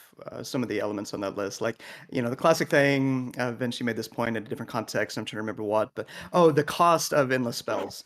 The endless spells that are often the least valuable are the least pointed, Yeah, are the yeah, of cheapest. course. That yeah, You we mean the had that most going on valuable? with The most the valuable most endless sorry, the most spells are the valuable lowest points. The are the worst lowest endless pointed. spells are the Yeah. highest points. Yes. The highest points, yeah. Yeah, we've had too much of that in the history of endless spells. Similar with the blood tithe table, at least where it started. Again, Sure. Murderless got helped out with that, but yeah. So that seemed a little bit off, but anyway, quibbling. Yeah, my only negatives really I would label here are the following. I mean, Murderlust, we've talked about it, beat it to death. That's fine, and I agree. I think Bloodthirsters still aren't as good as they should be. They should be like 400, 450 point greater Mm, demons. Greater demons just aren't greater demons in this game. They're like some faux shadow of an impression of the thing that's meant to be like, the sort of these embodiments of Khorne's wrath given material form. And they're just mm, like, okay, it's a thing I'll kind of shoot a little bit and then it'll die because it's Unless not you roll a hard to bunch of kill. sixes and mortal wounds melt them Yeah, away. like, and so I continue to be let down by Bloodthirsters and what they are and what they're capable of and all that. But that being said, I think I love most everything in this book. Like, it is a more Johnny book, so it's not personally for me, but I can mm. still respect good design when I see it, and I like a lot of the unit design. I like a lot of the different units. I think what are they? I think Mighty Skull Crushers are cool with the base 2 up. I think the what are they, Skull Reapers or whatever, the little the other build of Wrathmongers. I think those guys are pretty Yeah, great. Skull Rippers. Yeah. And on and on and on. Blood Warriors are tremendously, horrendously frightening for what they do with their double murderless Yeah. rolls and being tough as a coffin nail. Reavers are super useful because they can just die and trigger a bunch of murder rolls, and people often pay for killing your chaff. Like, Mm-hmm. you know, like all that stuff is really nice design and really interesting and plays in well. So, um, you know, I'm here for it. I'm thanky. I think we're three Mm-hmm. thankies on this one. This is the first one. We're all aligned. Go Excellent. Corn. Who would have Yep. known? All right. Good job, Corn. You did it. Yay! Blood for the Blood God. All right. Okay. Next up, Hedonites of Slaanesh. Folks, do I need to? Do I need We got to? there. We got there. Take it away. Competitive Slaanesh. I hate this book. It is the definition of jank. Some of these have been kind of close, where it's like, it's a little janky or a little thanky, right? Like I'm only on one side of it. Nope. This is a landslide victory for janky. Okay? There's You got no... the shooting Slanesh book you always wanted. This is Always not been triggering talking any about- recounts. Okay? With 10% of the vote reporting, I am happy to inform you that janky is the clear winner. This book is so... it's so not Slanesh. There's number one. Number two, it was propped up by a single unit, namely Blissbarb Archers, right? And then arguably Blissbarb Seekers, if you want to make that to like supplement that. Okay. Yeah. 3, the core mechanic of dice giving is so dumb. I hate it. I hate tracking it. People, I don't know who likes playing against this. I don't know who likes playing with this. They're out there. Awful. They are I'm sure out there. I know they are. They always should pop up in the chat every time. There's some people who like this. Their melee units are so tragically underwhelming. The Keeper of Secrets is the most comical monster in the world at 400 points. Speaking of 400 point greater demons, the Keeper of Secrets and the named Keeper of Secrets, Shalaxi Hellbane, are that's like written as a joke. Okay, that's like a serving size is like 2 cookies on a thing of cookies. Like that's the joke. Okay. No, stop it. I hate everything about this book from top to bottom. It does not feel like Slanesh. I don't know what I'm doing with this fun little dumb dice game I'm playing with people. And either you know how to play against it and you just shut it down because you never take the stupid dice, exempting like 1 out of every 20 situations. And you just heal back the wounds because who cares? Like half the competitive armies just recur entire units or models or wounds. So who cares about a couple of D3 mortals, right? What's that matter? All right. Sorry, Stormcast. Sorry about your luck. But like, does a Soulblight player or an OBR player or any of these people even give 2 thoughts to taking a D3 mortals? No. Never. It's irrelevant. Means nothing. Okay. Dude, I don't even know if there was a Slanesh player at the championships event in Atlanta. Yeah. Yeah, I there mean, may not have been. This book was highly competitive and in the broken. It's bad also because it was, despite everything I've said, it was still broken and punching at like a 60% win rate on the back of its 2 busted units. It was competitive in the worst of ways. Right. It was competitive in the worst of ways. Okay. Like the worst way a book can ever be competitive is a single SKU list relying on 2 cooked units that can just carry it so far because it's so hard to counter. Right? Where it's just obviously bent sideways on these 2 units. And the second you pull that beam, right? The whole house of cards just collapses in on itself, which is what happened here. Right? Yep. So there you go. I if you told me, Vince, we're gonna let you rewrite this book, I would throw this entire book in the trash and start from scratch. That's how much I hate this book. I've heard you say that before. Yeah, and I mean it. What's the elevator pitch, elevator version of how you, one way that you would be very happy to see Slanesh go? If Slanesh is now the mixed arms chaos list, which is, I think, what it's meant to be now. Okay, like we introduced so many shooting units for just like reasons, I guess. Yeah. Shooting should be an ancillary play on a largely speed kills melee strategy. Right. The classic smashing pumpkins, speed kills, beauty lives, but beauty lives forever. Yeah, we've had this conversation before. It's coming Correct. back. Okay. That's right. Where you're using your shooting units to apply pressure to things you want to hit in melee to finish them off, right? To weaken and then 1-2 punch. It should be a like tactical speed kills 1-2 punch tempo based army where you're using those things to get in, hit, sacrifice a lesser piece, and then repeat, right? Where you can bleed them faster than they can bleed you. That's it. Yeah. So like, that's the 40,000 foot view. What's your mechanic that it captures excess and I don't know. You could do 10 different mechanics that could capture it properly. but like make them faster, make a locust that has them run in charge or gives them 3d6 charge or whatever. Give them more rend. Okay, do something. Like there's lots of options, right? It could play out in like many ways. Okay, and Nicholas Zhang said that's already Idneth though. I'm not responsible for that. Slanesh was here first. Okay, get your wet elves out of my space. Okay. And I'm sure somebody mentioned Doc already as well. Let's see. Yeah, I mean, Doc is different. I gave the full Doc yeah. pitch before in a previous show of how you play it differently, of how you can speak to that. But at any rate, that's it. You should also want to mix your demons and mortals, right, and stuff like that. So there should be incentives along both lines. We're still we're still being able to run either army individually. I mean, I've always been more a fan of the demon side than the mortal side. So there you go. Yeah. It's funny. I want to do a mortal side Slanesh. Sure. I mean, that's fine. And yes, and like there's going to be some overlaps in high level playstyle. The individual detailed execution is where you'll feel the difference. You can have multiple armies that want to fit that sort of like that playstyle I just described, right? Sure. And that'd be okay.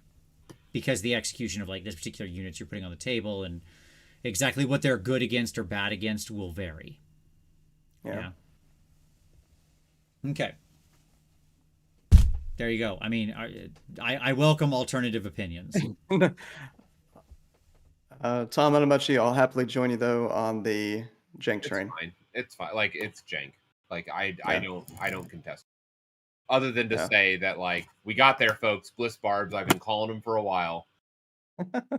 All praise Slanesh. We got there. So. Yeah, Bliss Barbs for you were like my call of Boingrot. It's like you're a book in 2 years earlier or whatever, but you got there. Yeah, you're like, I see it. I see it coming. This is gonna be busted. He's a cooking something. Just wait. And they did. It just took them, a new Battletomes.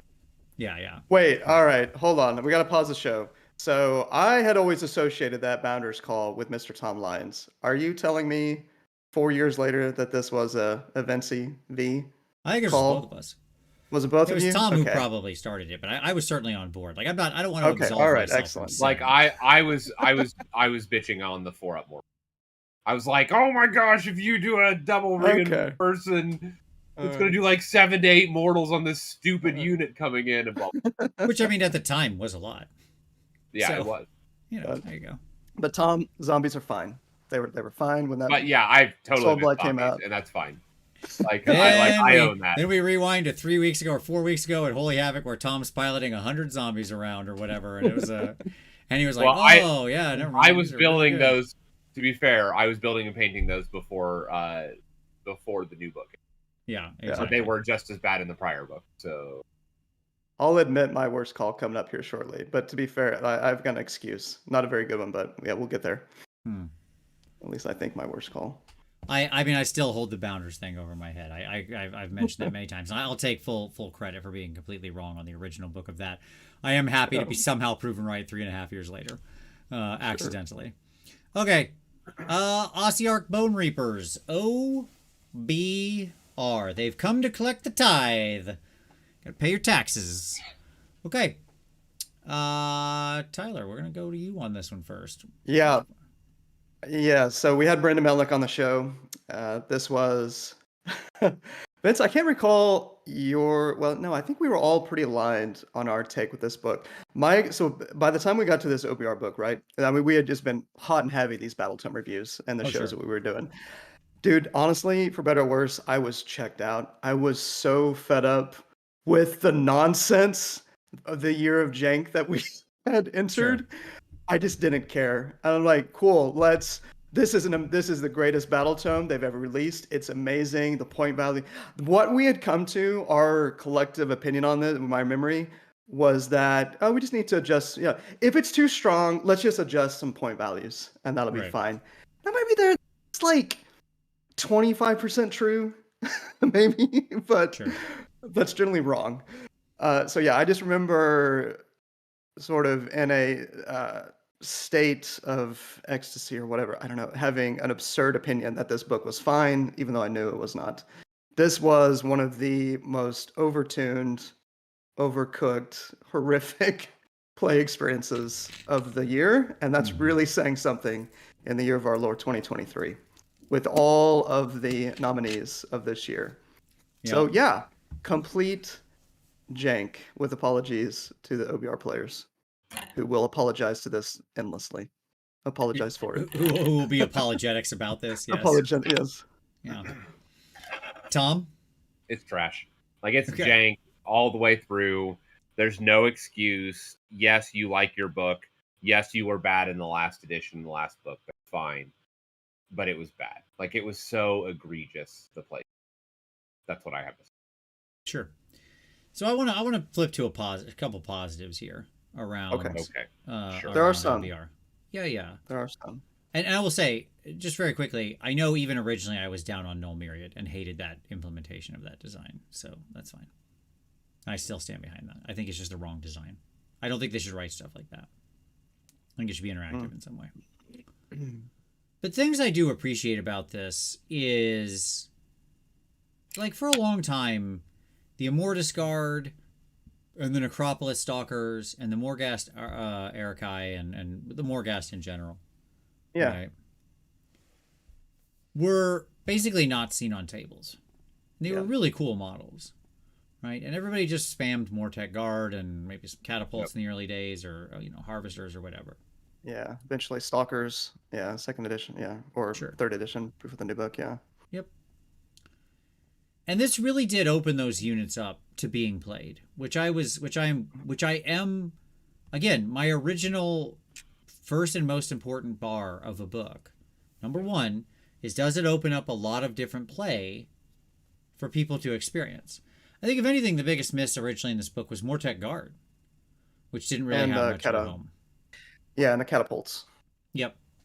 And that was really a shame, because this should qualify as a, like, mixed arms force, or like a traditional siege force, right? That is how it should be played, right? Infantry, cavalry on the side, or heavy artillery behind, right? Firing over the top. Like that feels like what this should be like. And so if we're missing on the catapults and your frontline infantry, that's a real problem, right? Yeah.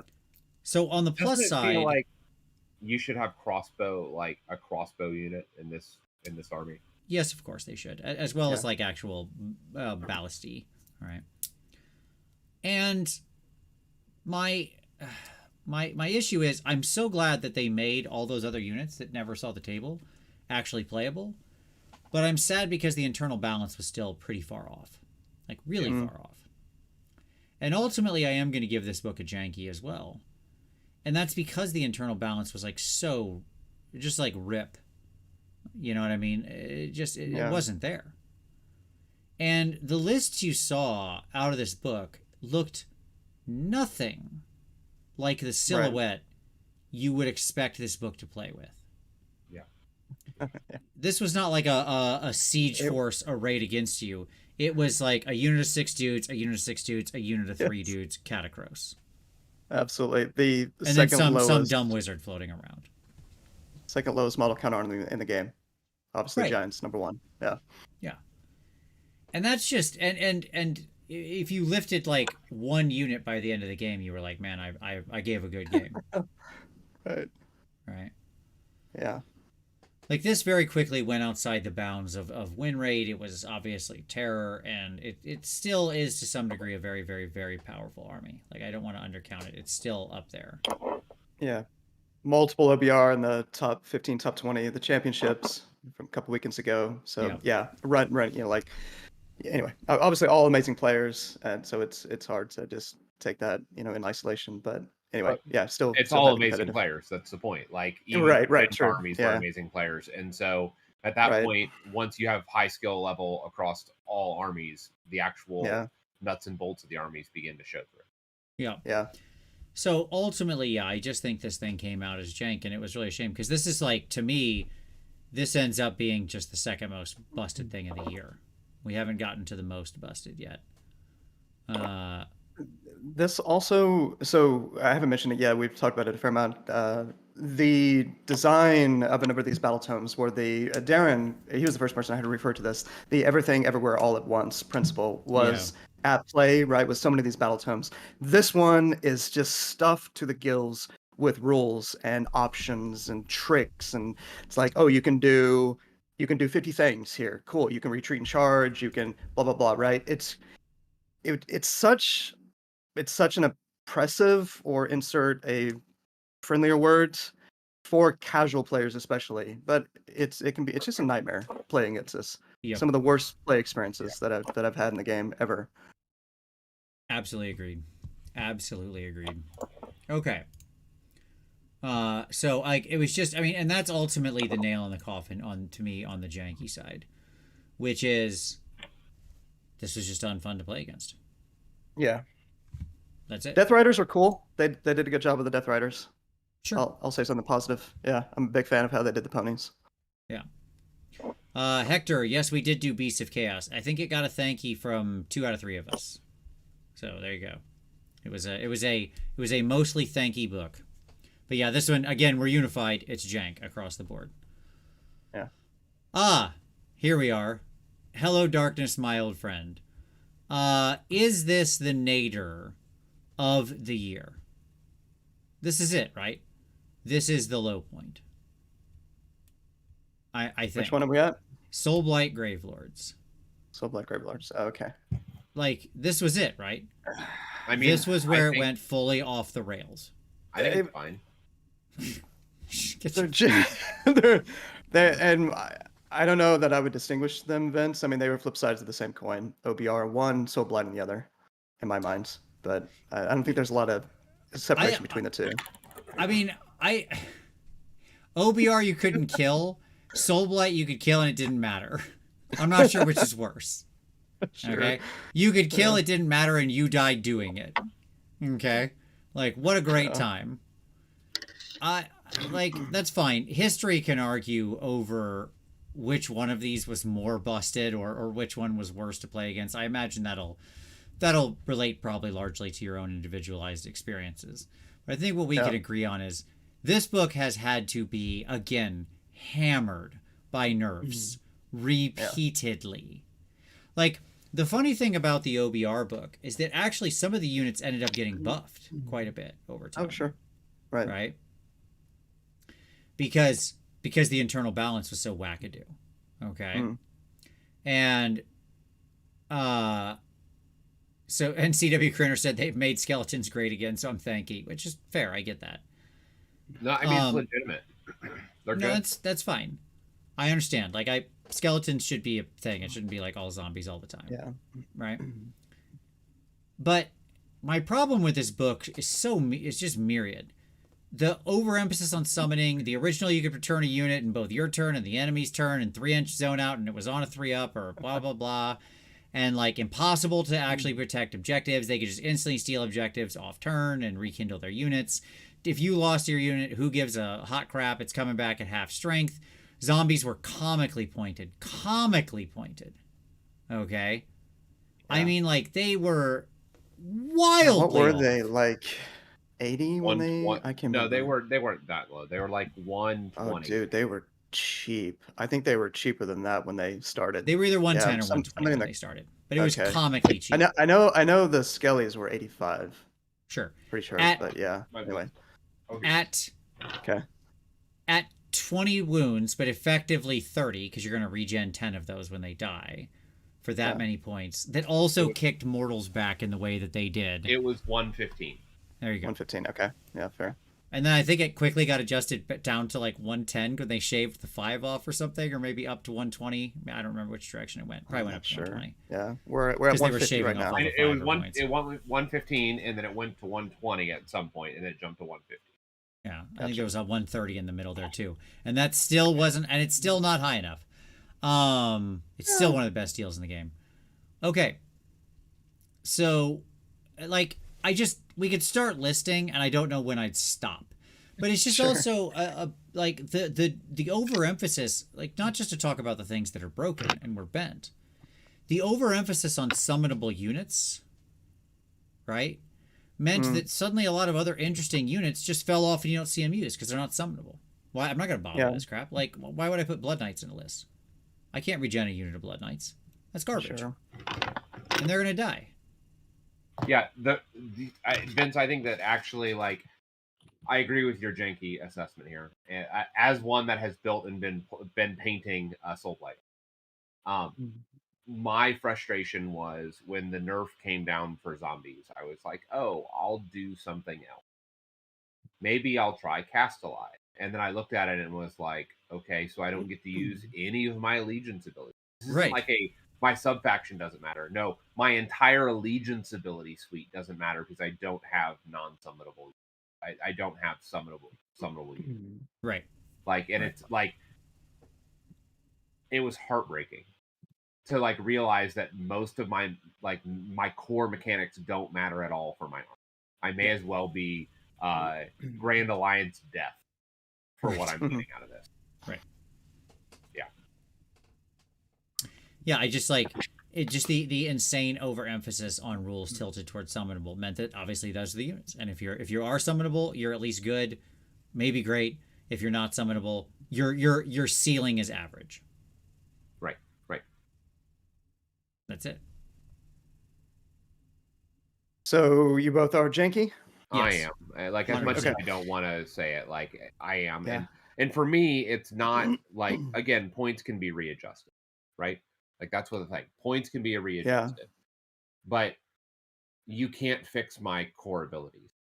Not in any meaningful way, or not without major FAQs and rewriting the book.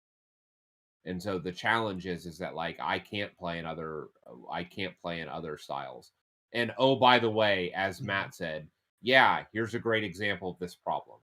Legion of Night, teleport Blizzard. Sure. Like, obviously that's been corralled now, but sure, this army had access to Blizzard Yeah. Wizard for a long time, to teleporting Blizzard Wizard. Yeah. Yeah. Like it needed it. Right, like it needed it, right. So I have a ton of thoughts on this Battletome. Let me try to summarize. Go for it. So I'm not even sure where I'm going to come. Well, no, definitely Janky. I mean, fundamentally, obviously. I mean, I would give this my King of Jank award for the Yeah, year. it goes without saying. It's certainly top 2 for me. So Tommy mentioned points. That was number 1 issue. Way too cheap. They just structurally failed to sufficiently account for recursion in too many of these points, right? And I went back. Yeah. Can I'm going to add to that is, like, this is a point that we haven't pointed out yet. Yeah. It was so funny to me as I was playing it. I had to double check. Like, I knew this, but it hit me in the gut. It's not just recursion. Okay. It's one thing to bring goblins back out during your movement phase on a 4-up or whatever. That's fine. It's every movement phase. Yeah. Right. And so because it's That's what I said. everyone, I know you're literally doubling the number of times it. Like, it's egregious. Yes. Yeah. Okay, go ahead. Yeah. It should have never been written to work in the enemy turn. It's madness. Go ahead. Yeah. So we're in a much better place, as far as I can tell, with their current point values, with where they are. I've actually been playing Soulblight. I've gotten about 4 games in with Legion of Night, barring an army.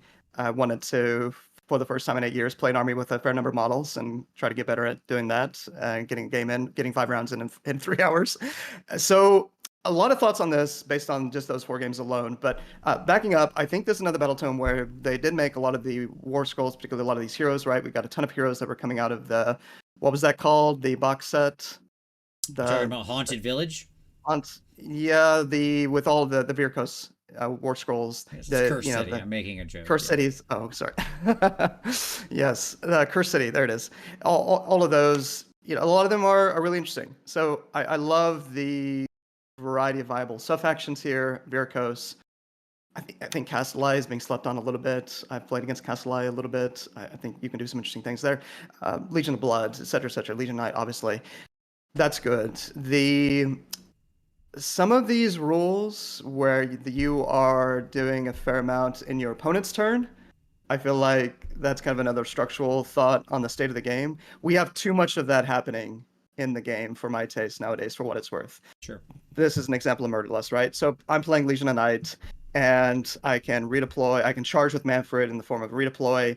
I can heroic action every hero phase. I can potentially heroic action teleport anywhere with a vampire. I can countercharge. Right, we've got quite a few examples of countercharging going on. That's can be amazing for denying bat. It's just how do you guys, real quickly, I'll pause. How do you guys feel about that? Like the nature of those mechanics where, okay, yeah, if you're really, really good at the game, you're really on the ball, you're thinking about that in your movement, right? You're thinking Yeah, about yeah. what my opponent can do in my charge phase. And like, oh, I'm going to catch myself to where I'm not going to make a charge within 12 inches of this unit that can charge another one of my units and then deny me my lead into the maelstrom battle tactic. Sure, sure. How many players, right, in general are going to be thinking about that? I hate stuff like that in the game right now. I understand. I like some amount of it because it's a good skill testing element, right? So to be fair, it's not as though it's just like prima facie bad. Sure. Okay. Like in general, reaction-based things. This is true in a lot of games. Mm. Reaction-based, limited resource things are skill-defining things to use. Okay. Right. When do you use your counterspell in Magic is a thing that will separate a good player from a bad player. Okay. When do you shield in against your attacks versus using absorb elements versus making an op attack in D&D? Like how you use your reaction can oftentimes determine how well your character does during a combat encounter, right? Yeah. Like so like those kinds of things are good to be in the game as a concept, but they can go busted real fast. And the actual example I'll give is Blight Creek or whatever it's called from Nurgle. Yeah, Glocken. Yeah, from Glocken. There we go. Thank you. I couldn't think of his name for some reason. You know, I mean, that guy right now, I don't know if you played against like a Blight Creek focus list with like 30 Plague Bearers where they countercharge. Yeah, but with a Slavity behind. Slavity, right? Yeah. So nobody can pile in against the Plague Bearers. So the Glocken makes the Plague Bearers charge off turn. Right. They charge the unit and put one model close to the enemy. And then on the charge, spread the Plague Bearers out at 2.9 inches from as many other units as they can possibly tag. Yep. Absolutely. Okay. And now, basically, they'll pull model, like, that unit they're fighting, like, one thing's going to get a fight. Right? Because it can't pile in at all. Maybe it kills a Plague Bearer or two. If it does, you just pull the two that are within combat range. And then that whole unit just sits there. Yeah. Right. And that's it. And now all your units are gummed. Right? You can choose to retreat, but they'll just go after you again next round. Right. And you never fight. You can't ever swing because you're stuck at 2.9. Can't pilot. Yep. Yeah, it's terrible. And it's that's a horrendous play experience. And it's the sole reason why Nurgle are doing so well. Mm-hmm. That why their win rate has gone up, because that has been everywhere in the scene around the world. That those kinds of lists, that's like the default and has been for a little while now. Yeah, I've played anyway. That's why I moved away from Nurgle, because it became anyway. It's keeping that army afloat basically. Yeah, it was kind of like So my short answer is I quite like interactivity. I mean, as Inquisitor said, isn't interactivity something we all want more of? To a degree.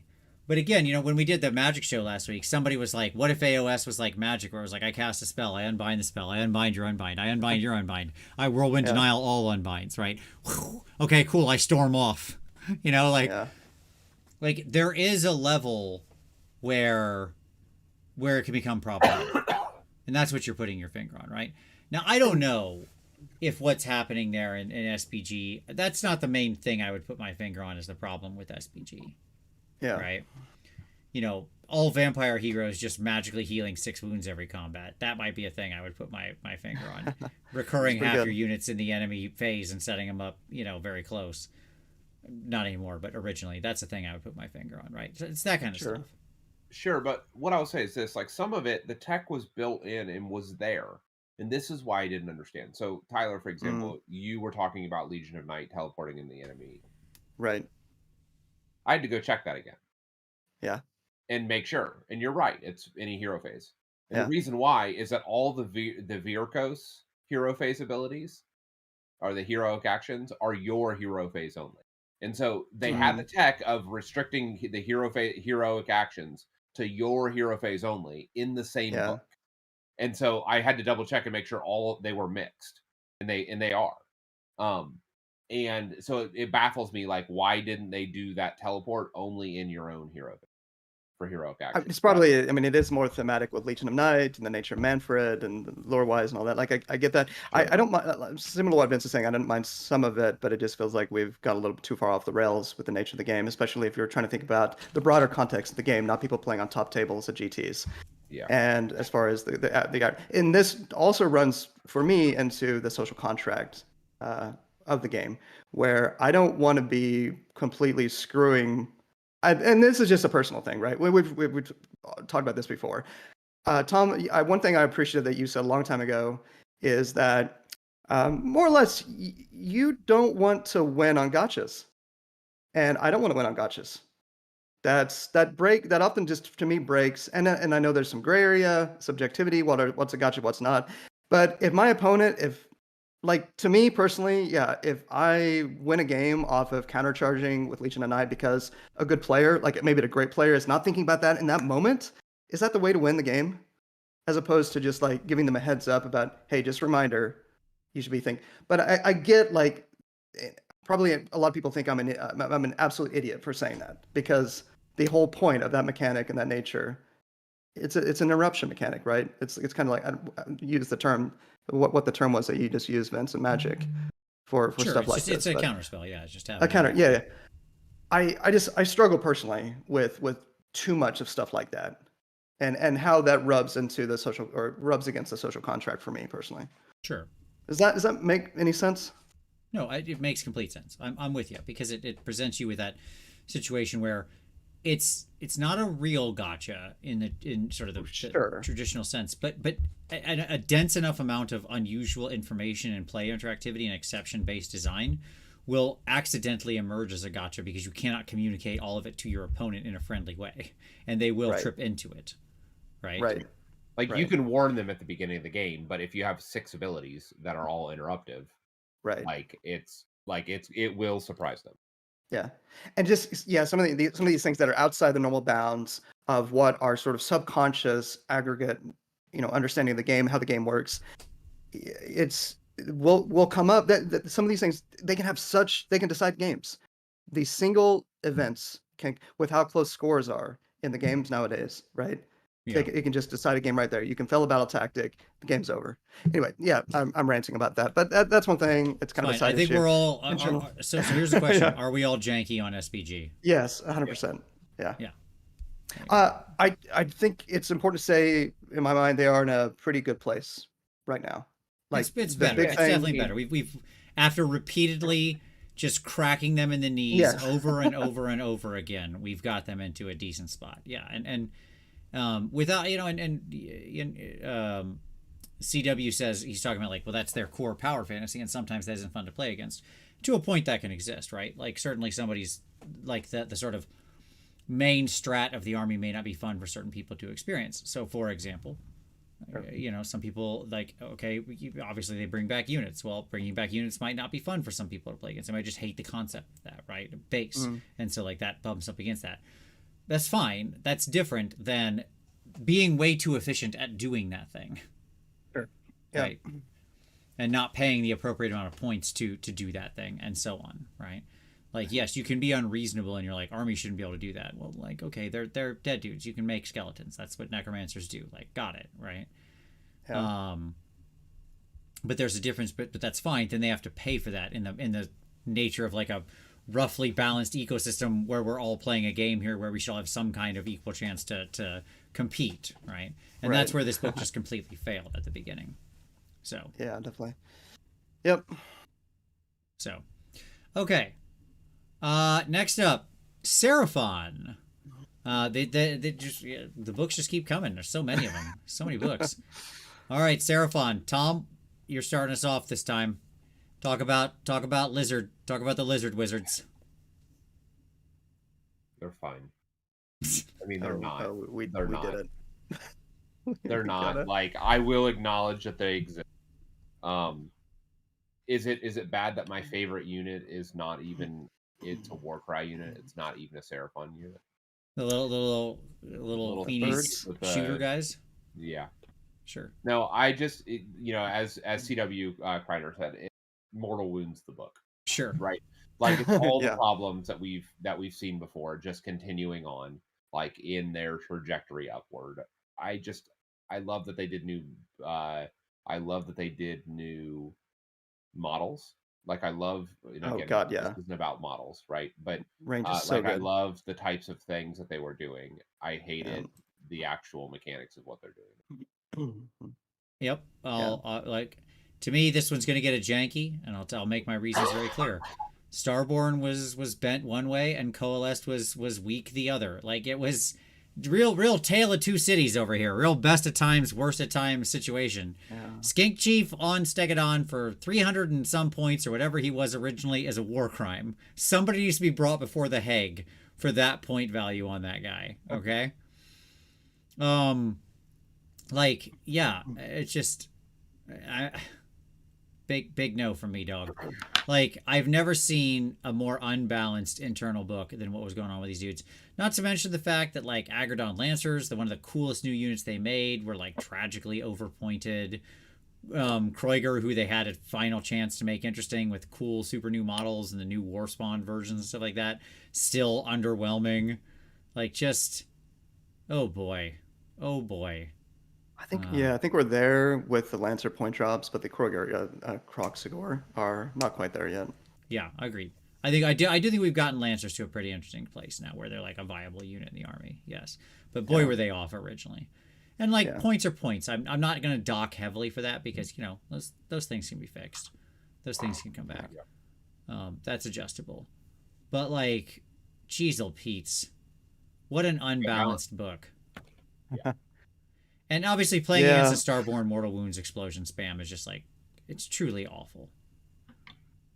Yeah, and I mean, how many times we have to say it, Vince? You've always emphasized on this show, like trying to think about the broader context of this ecosystem.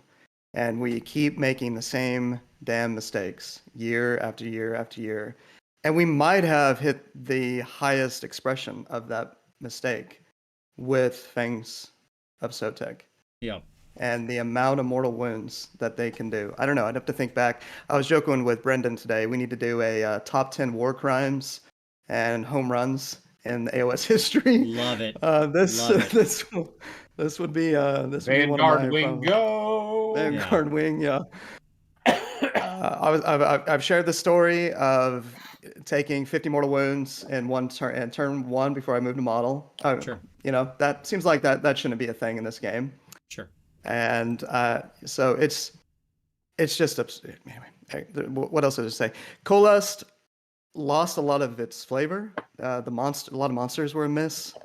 Like it got hit in the knee, that classic expression because it was too good. So it got kneecapped. A lot of the flavor was removed, not replaced.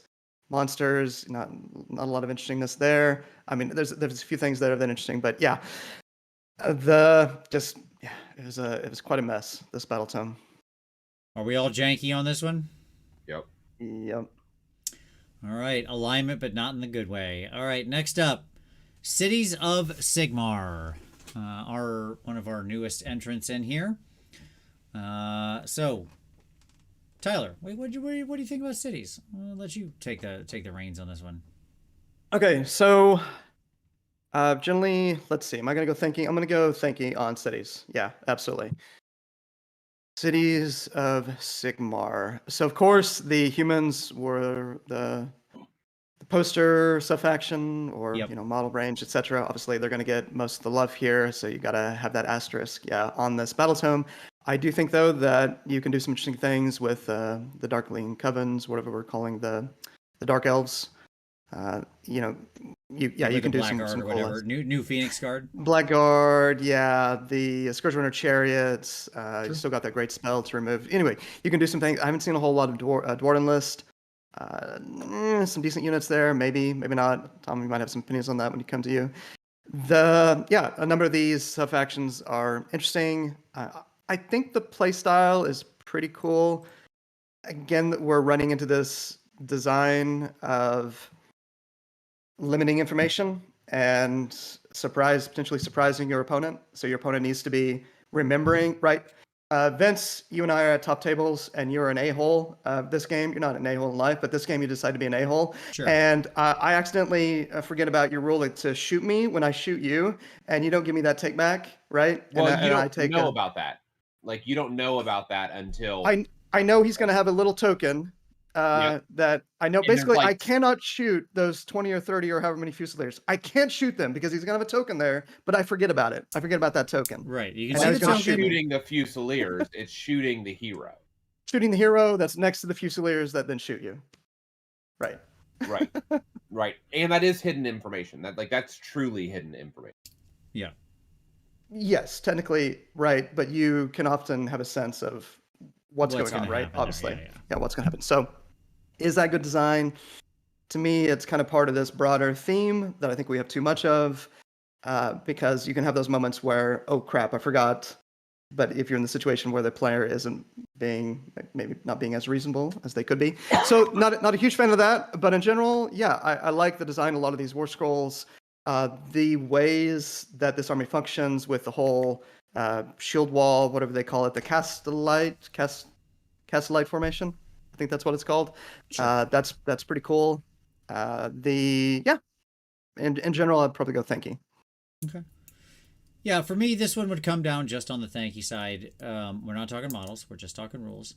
I think the orders are interesting. I think it's a neat sort of style to introduce. I don't want all command abilities to be that, and it's not personally for me, but I do know a lot of people actually like this quite a bit, like this sort of style. Mm-hmm. So I'm respectful of that. It's nice to open up that door for people who enjoy it. I think rules-wise, there's actually some interesting stuff going on with the Fusiliers and the steel helms and all that kind of stuff and how they want to interact. It will encourage you, I think, often to get several things. You kind of have a wide range of forces. I do think there is some play in the other in the dwarves and elves, as you said. They didn't give them as much love as they should have. There's like multiple units in each of the dwarves and elves that are just complete trash, and you would never take. They're just garbage. But there's at least a couple of units you can play with in each faction, so that's fine. Like overall, I think it's an interesting book. Obviously, it had the Fusiliers and Pontifex Zenestra and the Warcaster or whatever were just completely Warforger. Sure. Warforger, yeah, sorry, just completely underpointed, ridiculous nonsense at launch. So but that's there we go. So like obviously that kind of stuff that is just points. There is reasonable points values for those units, right? It's just it isn't what was printed there. It's not like they're fundamentally broken, right? So like it's like I overall I'm thank you for the book. I think it took it to some big swings. It introduced some new design. I still want to see more focus on internal balance and roles and utility. The same drum I've been beating for 8 years of this game on the individual books. So like when we go into the dwarves and the elves, we're like, okay, this is the hammer, but it does this, and it's like it's functional as a hammer, but it has some secondary purpose. So you can have multiple hammers by aligning different secondary purposes. This is my speed hammer. This is my attrition hammer. This is whatever, right? And I think that would be a lot more interesting. But I think overall that I'm thanky for the book. It could have been better. It's not a huge thanky. It's certainly not a landslide, but I think I come down on the thanky. Tom? Yeah, I would say that I am. I think I'm thanking for the book. Things I appreciated. I appreciated some of the design space that they explored. I appreciated the attempt to streamline, like we don't have multiple groups of elves. We have one set of elves. We have one set of dwarves. We have one set of humans. Sure.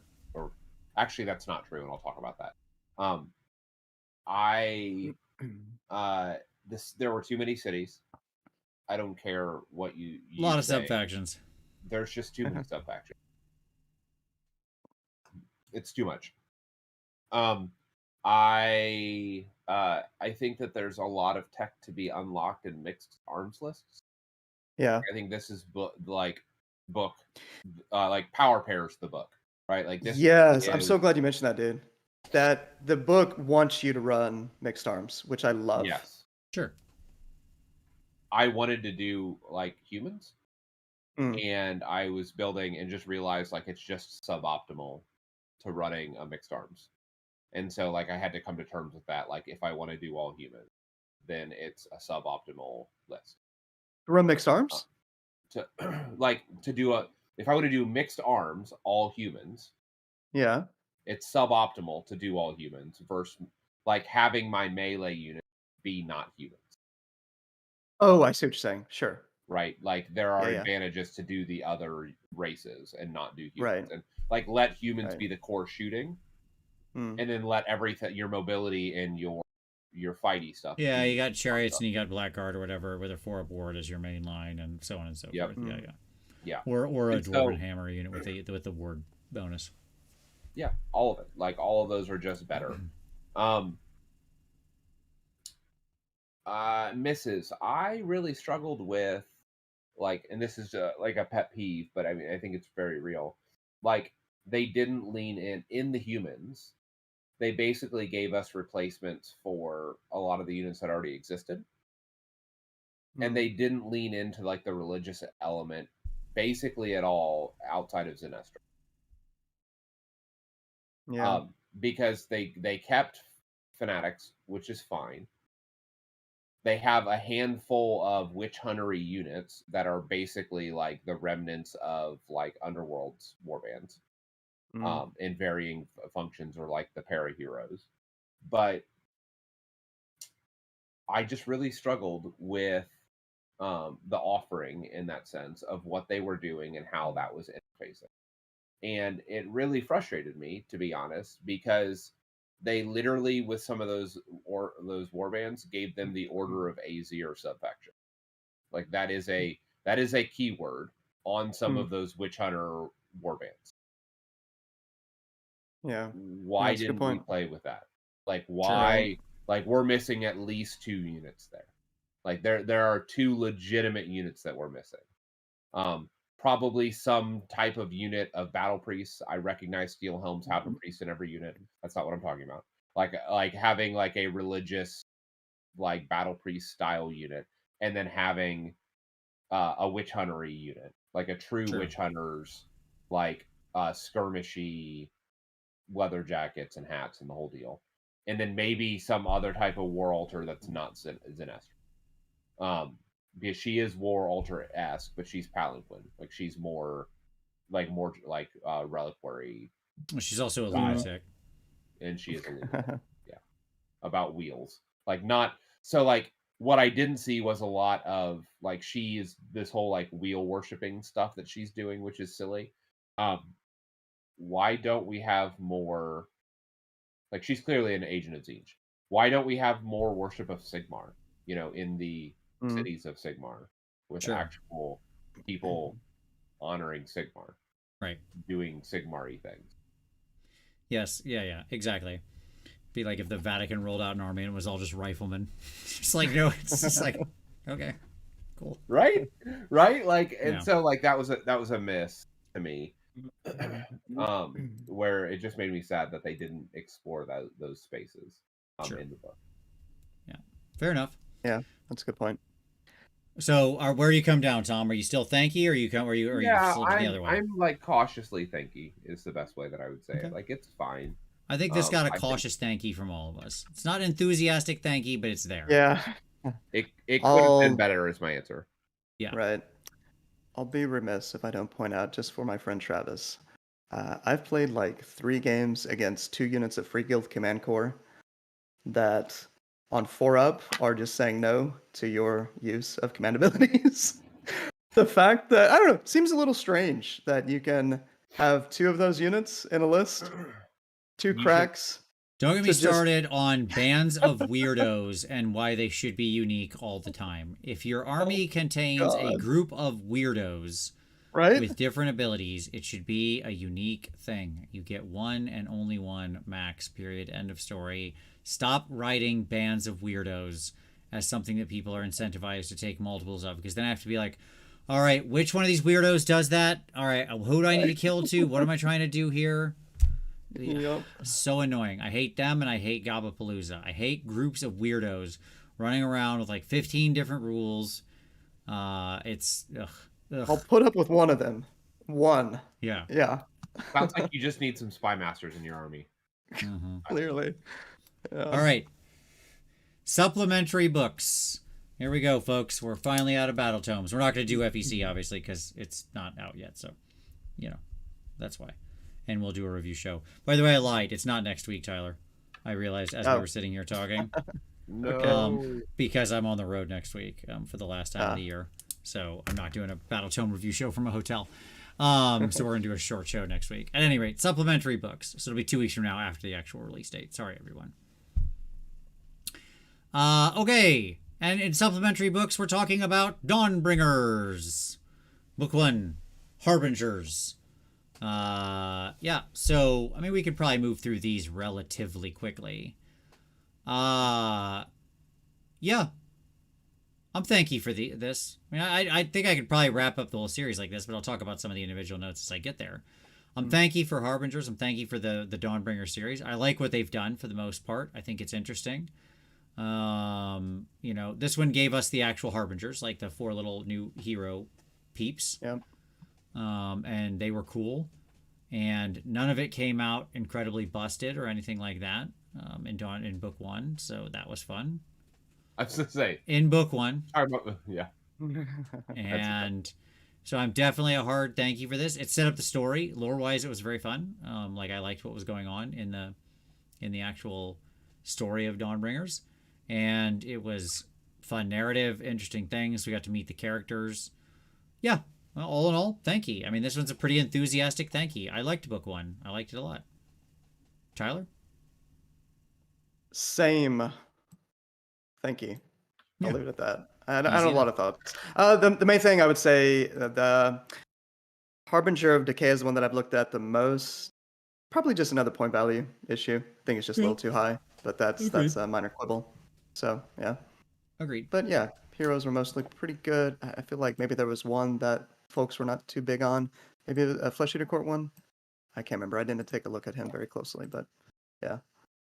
Grimhold Exile is really cool. Sure. Tom?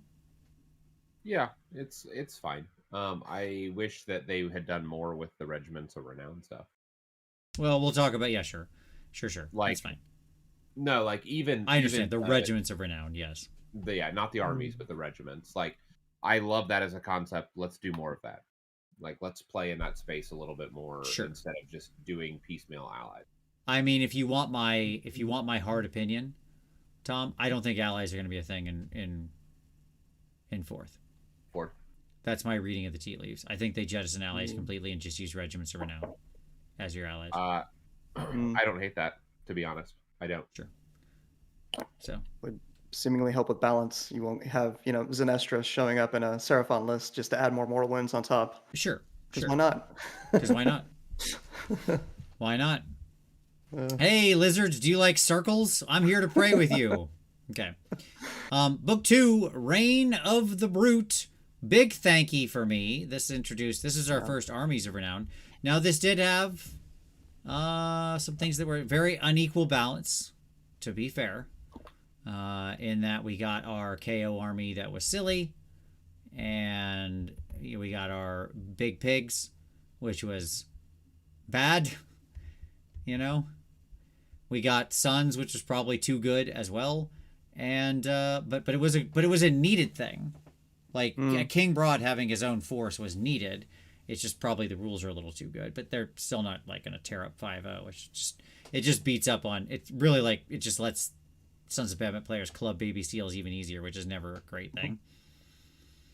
And then we got the Trolls, which was perfect. And you're perfect, and you've never done anything wrong, and I want you to know that. I don't know. Like, I was hot on Trolls, and I started playing with them and messing around, and just realized that it was so, like, monolithic. Maybe it's because I'm at 1,000 points. but the loss of some of the tech is like a real big hit for me. Of And part of the issue is because um, you really need secondary heroes. Losing all magic is like something that I felt with that, and the fact that Molog's not easily accessible anymore is also a problem for rounding out. Yeah, I feel like you're not the target audience for this thing. I understand, Indeed. and that's fine. And that's fine. Going back Yeah. to my number one thing, does it open up more interesting avenues of play for, the wide majority of the casual player base? And to me, the answer here would be an enthusiastic yes for what we're doing here with Armies of Renown, which are basically replacement army rules. And I like that concept. I like the idea of, like, it's not a stacked book. You can just take the old book and throw it in the trash, and this is your army you play now. This is it. This is the only thing you need to read. It's the correct way to do that, and I'm a big fan of it. And so, I'm like, on the whole, I think this was good. Again, lore wise, story was pretty fun, little goofy at points, but fun. Book 2, things happened. Like, actual things happened in the story. You had Gardas going down, you had Truce Break falling. Like, there's, like, things happened, right? So I thought that was cool. We both got good story. We got the new armies. We're not talking about models, but obviously this did give us Big Pig. That'll come up later. So, but regardless of that, I thought this was good. It had rules I liked. It had story I liked. Big thanky. Book 2, Reign of Brute. Wonderful. I think I'm at a 51% thank you on this. Yeah. Okay. Generally a fan of the Armies of Renown concept. It's been executed better in some places than others. Finally played a game against an army of big pigs. Just look amazing on the table. Like, just Sure. seeing that across the table, it's incredible. I do wish the rules better match what you're actually seeing. Did you watch your opponent go, oh, that's a shame. You lost more momentum. Oh, you lost more momentum. Yeah, I kept doing. Yeah, it's like you're trying to empathize with your. Oh man, yeah. For the 6th time, right? Saying like, yeah, it just doesn't quite get there, does it? Like, what do you think they could do to change it? Yeah, there's a lot of that going on. Yeah, so it doesn't quite get. Amazing models, definitely a miss on a lot of the rules. I wish they would have given more flavor to Iron Jaws. Not necessarily a whole lot, but just didn't quite expand the palette as far as Iron Jaws goes with these more scrolls and the rules and everything. But in general, yeah, thank you. Absolutely. You guys covered everything else. Yeah, Cool. the trolls and the I think we're thunders once were again all thanky. yeah. Book 3, The Long Hunt. Story-wise, not much happened here. This was kind of like a nothing burger lore-wise, which is unfortunate. As far as like the main thrust of the story goes, but legit, this had my favorite character interactions for all of the other characters. Like Ionis talking to what's his name, to Vandus Hammerhand. Like, that exchange was really good and deep and amazing and fun. All the gods hanging out was really, really cool. Like, that is to say, the 2 big elder dragons and all the Council of Life aside was really, really good. A lot of the ancillary stuff to the story was actually some of the best stuff I'd seen. It was really fun. And then, I mean, the actual things we got in there, rules wise, like, I like Ionis. I like Belthanos. I think he's really, really strong. Probably too strong at his points. But again, I do think it's just a points issue. Sure. I think he probably should be 400 points, not 360. Maybe 410 if you want to take the ally. I mean, he's a really interesting ally, especially in like cities where he's given +1 to chance for Sinestra and potentially whatever that sub-faction is that can do chance as a sub-faction thing. But yeah. Yep.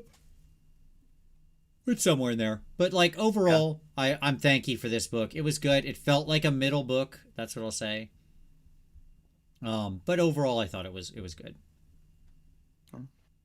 Tom? Yeah, I loved what they were doing with the army. And the story was trash, but everything else was great.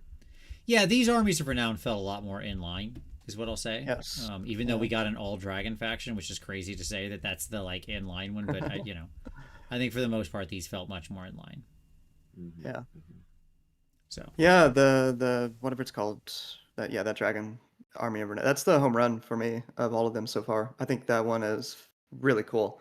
And I've been seeing a lot of people write the list that we talked about events. Yeah, Or sure. I don't know, Tom, if you're on that show. It's Krondus, Ionis, Nitroconus, 2x2 Dragons, and Everblaze Comment. There you go. Have fun. Russ is running that. I saw. He went to a team Nice. tournament. Russ, the face hammer. And looks great. Yeah. So I think that's competitive. It's interesting. It's cool. Low model count. Belthanos talked like 15 minutes on our show about the wonders of Belthanos. So don't have to do that again. No, I mean he's Absolutely opening amazing. up a whole new world for Sylvaneth, and that's what we needed to see for that army. So it's good news. Yeah. The ogres were a bit of a mess. Yeah. As far as I could tell. But yeah, so not everything's perfect. But yeah, this is definitely the best of the three, I thought. Agreed. Yeah, I mean yeah, we don't need to talk about the ogres again. That's swing and a miss. They can't all be winners, but 3 out of 4. Oh, hold on. Stop. I disagree. All right, excellent. I'm ready. So I started digging into ogres, and like the maws don't work for any of the Everwinter people. Correct. It does. It hurts BCR. It's not just actively it doesn't work for them. It hurts them the same as anybody else. Correct. But for the rest of your army is immune to it. Yeah, correct. As long as it has like the like your Gutbusters and like even the new Yeti unit is like I love that new Yeti unit. I really do. You don't mean Yeti. You mean Gorger. Gorger unit, right? Which is also a Gutbuster. Yes. It is. And so like I was playing around and like realized I was like I could probably build this army for fairly cheap. Of doing like a full Gutbuster, and it had me like thinking about like teasing out the idea of putting together an ogre army with it. So I don't hate it. Like I know it got a lot of crap, but I actually think that there might be some really fun play here, like surprising play with the maw stuff, because you can put the maw like it just has to be outside enemy territory, and it still reach out 18 if you can get your guy. So, like, it could actually be damaging their whole army, like, if they're not on terrain fairly early. Sure. So, like, and so, which is why I think they have so much like, breaking terrain, is because the idea is you put it out front and then make it start eating the enemy. Yeah, sure. I get it. So, I don't know. I'm not as, I'll say it this way. I am not, like, I was originally also poo-pooey, and then I started playing around with it, and I was like, there might actually be some real gas here. Okay, fair enough. So either way, we're all coming down Thanky on this one. So it's just a question of whether we're Thanky or Thanky or really, really Thanky. So that's fine. Yeah. Either way. All right, let's keep going. Next up, models. All right. Now I'm not going to review every model that's come out. We're not bringing every dumb little hero that's released with a book or something like that. We're going to talk about the major models, right? The major releases, as it were. Okay. And then we'll go from there. Okay, first up, the new Seraphon stuff. New Slann, Agradonis, right? We got the new little skinky. Say it after me. Croxigor. Kroiger. Got it. New Kroiger. Our little skinky frill rider dudes. Yeah. Huge thanky. I mean, this is the part of the show where we just gush. I put this last because I think basically model wise most of these things are just huge wins this year. Love the new Fat Frog on his chair. Love the Agradon riders. I think they look amazing as far as Spawn of Chotek. They're really cool. Those new the new Flame Spitter. Yep. Yeah. I mean, amazing looking stuff. Yeah, 100%. One of the best model range refreshes. Yep. Just outstanding. All in all, really wonderful. And I mean, just huge thank you. I know Tom had to step away for a second there, but hey, Tom's back. Tom, on the Seraphon models, any are you a thank you on this one? I am, and actually, one of my younger sons decided he was looking through trying to figure out what army he wanted to do. and stumbled on Seraphon and was like, this is mine. I want this. And just and so we were putting together some of the little skinky guys, and like I just love all of it. Obviously, as I'm suggesting, I love the Warcry stuff more. I don't know if we're going to cover Warcry at all. We're not. But I didn't pull in any of the Warcry But stuff. I mean, what I'll say is this: in general, my favorite armies or units that have been released this year, almost exclusively, almost to a unit, are Warcry stuff. Sure. Like, well, this year has been. I mean, like just overall, we can take a quick aside and say that, like, for me, most of the models this year that came out for Warcry have been fantastic. Like they're just stunning. Yeah. And actually, some of the unit rules I think are being really slept on. Like, I don't know the gotten a lot better. Yeah. Of Zinch, but they have. But like, have you guys actually looked at the Jade Obelisk units? Yeah. They're like battle line with a 4-up save in Zinch. Sure. I've seen them in some lists. Yeah, I hadn't taken a peek. I was wondering why they were showing up. Like they are battle line 4-up saves Zinch unit. Like that is unheard of in that army. Yeah. Yeah, I think that there's some real gas just in general with a lot of these units. Some of them, the Eskurgan makes me sad for the vampires, but disagree. But we had that models talk are pre-game. beautiful. Pre-show. The models are exactly. When we're just talking models, those guys are A+. Like they're incredible, right? Good rule. I like them. But anyway, we talked about that pre-show. I think there's gas there. Yes. But yeah. So what I'll say is this: yes, Seraphon are great. Yep. And I agree. In general, I don't know that there's any model misses this year. No, I mean, like, I'm sure we could find a one-off release or a couple things like that. But, like, I think in general, the larger releases that we're focusing on here, they really just knocked it out of the park. I really do think the standout for me out of this range was the Agrodon Lancers. We saw a picture of them earlier. And I just think they look so great. They're meaty. They're muscular. They look imposing. They look like predators. Right, like they're really, really great models. I love a heavy cav that looks and feels like a heavy cav, and man, do those hit that on the head. So, yeah, great stuff. I wish the Saurus Warriors would rank up a little bit better, quote unquote rank up. You know what I mean? I know the big O tails. Yeah, get together, guys. Yeah. They're all whapping each other in the face with their tails. It's like when my dogs start getting too close to each other and start hitting each other in the face with their tails. Yeah, exactly. Yep. Yeah. Jeez. Bob, would you stop? Would you just stop with this, okay? I cannot even see the battle. Your tail has been in my face this entire time. I'll tell you what. I'm about to chop this thing off. It'll grow back in a couple of days, so don't you worry about it. I assume they're all like that. Okay. Absolutely. All right. This one is my placeholder for all of the Harbingers. Okay, so I included the Nurgle guy, but you could include the FEC dude and the little Goblin Rabble Rouser and so on, right? The Fire Slayer, right, and so on. Like I just used this one image to kind of placehold for those dudes. I picked him because I do think this is the one, right? This is the standout. Yeah. Like, Death, the Frazetta homage Death Dealer here. Frazetta, I was trying to think of the name, yeah. Yes. With either his little bell or his little scythe. Incredible model. Like, I don't like Nurgle, but man, this model is outrageously good. The base with that slate stacked stone. Such an unusual thing. They almost never do that. The rocks are almost all just like generic rocks, like granite, Yeah. But the fact that they actually have that cool, swampy, layered, slate-like stone, just everything about this, top to bottom, wonderful. Yeah. Big thing. That's close to a perfect model, in my opinion. I mean, it's phenomenal. Yeah, I mean, I assume you keep looking at this guy and his rules because you look at the model and go, yes, I really want this in my army. Exactly. Yeah. I've seen him here and there, but just a little too high. Sure. I mean, and by the way, I like the little rabble rouser dude with his big giant skull head. I think he looks cool. I think the FEC one looks cool. The only one that doesn't really land for me is the Fire Slayer guy, but that's just because I don't tend to like Fire Slayers very much. So Tom, are we universally thanky on this one, on the Harbinger models? Yeah, I mean, I don't think we needed another foot Fire Slayer hero.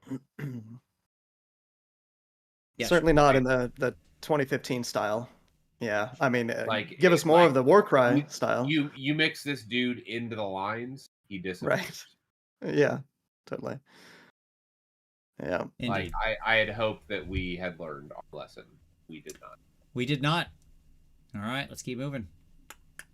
Also been playing Fire Slayers, Tom. Fire Slayer, I really enjoy Fire Slayers, I gotta say. Shout out to Fire Slayer players. Keep it alive. Keep it going. All 4 of you out there, keep it alive. Okay. Next up, I've got Talia, the Lioness of the Parch, but she's obviously representative of the Cities of Sigmar model release, because I think she's the best one in the range. But I love the range. Again, super thanky for me. I think Talia looks amazing. I think every Chaos player who has a Manticore is just like crying or converting. Those are your 2 choices. I think that I don't like the little helmets. I've said many times I think the little helmets look dumb, but you can do unhelmed heads. I know they're meant to look like a particular, so they're riffing on a particular historical style helm. Like, I know all that. I just don't care. I think they look stupid. But the Fusiliers look good. The cannon looks amazing. Pontifex Sinestra is great. Like it's just hit after hit after hit for most of this range for me. Cavalier Marshal guy. Oh my god, yeah. Yes, yes. The Cavalier Marshal, yeah. Bronu Mate says the only miss with cities was no greatsword replacement model. Yeah, that is a shame. I would have really loved to see a reimagined this style of cities heavy weapon troop. Man, that would. That's gotta be coming. Like I bet they're sitting on that. They just haven't released it yet. This feels like this is gonna be like a Sisters of Battle style. We're gonna get drip fed Cities of Sigmar 2024. One can only hope. But definitely a huge thank you. Tom, I have a feeling I know where you come down on this one. On which one? Cities. Yeah, thank you. So here's the funny thing. I'm a moderate thanky. Okay, I'm not a strong thanky on cities. Okay. And the reason is because I feel like on one hand they did a good job of replacing the units that got pulled. Right, of reimagining the city's units in the realms, right, and getting rid of the pantaloons and all the stuff. Sure. So I think that was successful. I just feel like at times they spent more time replacing units than reimagining new possibility. Yeah, I mean, E said they don't want us using the Brett Foot Knights, and that was funny because I was going to comment on the same thing. We know they can do greatsword or heavy weapon infantry because those new Brett plastic Foot Knights for the old world actually are like great. They're I really like them. Yeah. And I would have loved to see an equivalent sort of unit, but in COS style for AOS. Honestly, yeah, a bunch of people would have just used the Brett Foot Knights, but hey, okay. There you go. Fine. Who cares? Yeah, I guess I wanted more. Sure. It's so funny. Like I have the entire line. Like I added the entire line of city stuff. Of city stuff, of all the human stuff. And it makes me sad that some of it's not usable. Sure. Like the great cannon's not usable. Like I know that people like it, but it's not. It's trash. But the model itself, which is what we're reviewing here, is the model gorgeous. is beautiful, gorgeous. Right? So I just wish that it. Yeah, I don't know. Like, I wish there had been more units added to that line than the 8 boxes or whatever they have. That's what I would say. Gotcha. Oh yes. Sure, hey Eric, how you doing? Good job. Okay, so cool. Yeah, I mean, I agree, and I do think Tyler, you're right. I think ultimately what's going to happen is we're just going to see more cities releases. Yeah, we have to. You think so? Yeah, I really do. I don't know anything. That's not me speaking any kind of knowledge. That's just me thinking it will happen because I agree with you.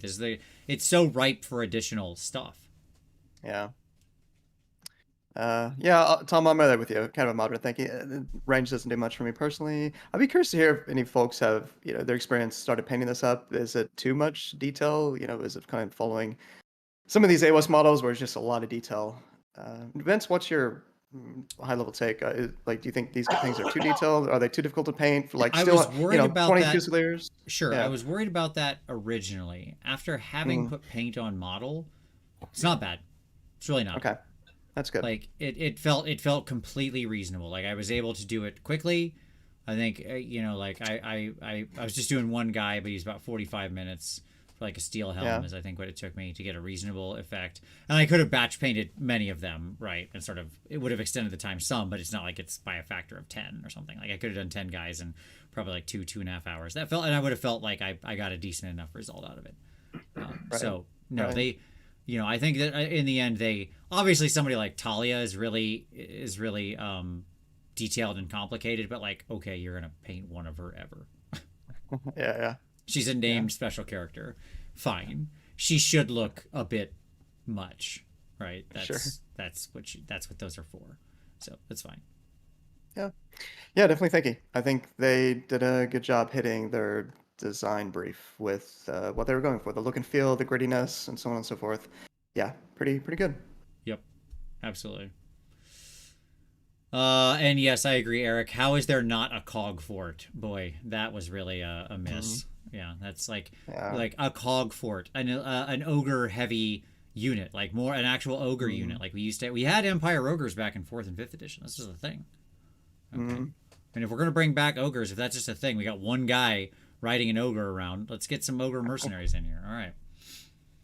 Next up, we have Big Pig. This is representative of the entire Iron Jaws line refresh. Obviously, I've just got 3 different big pigs in the picture here, as well as Little Pig, their little brothers.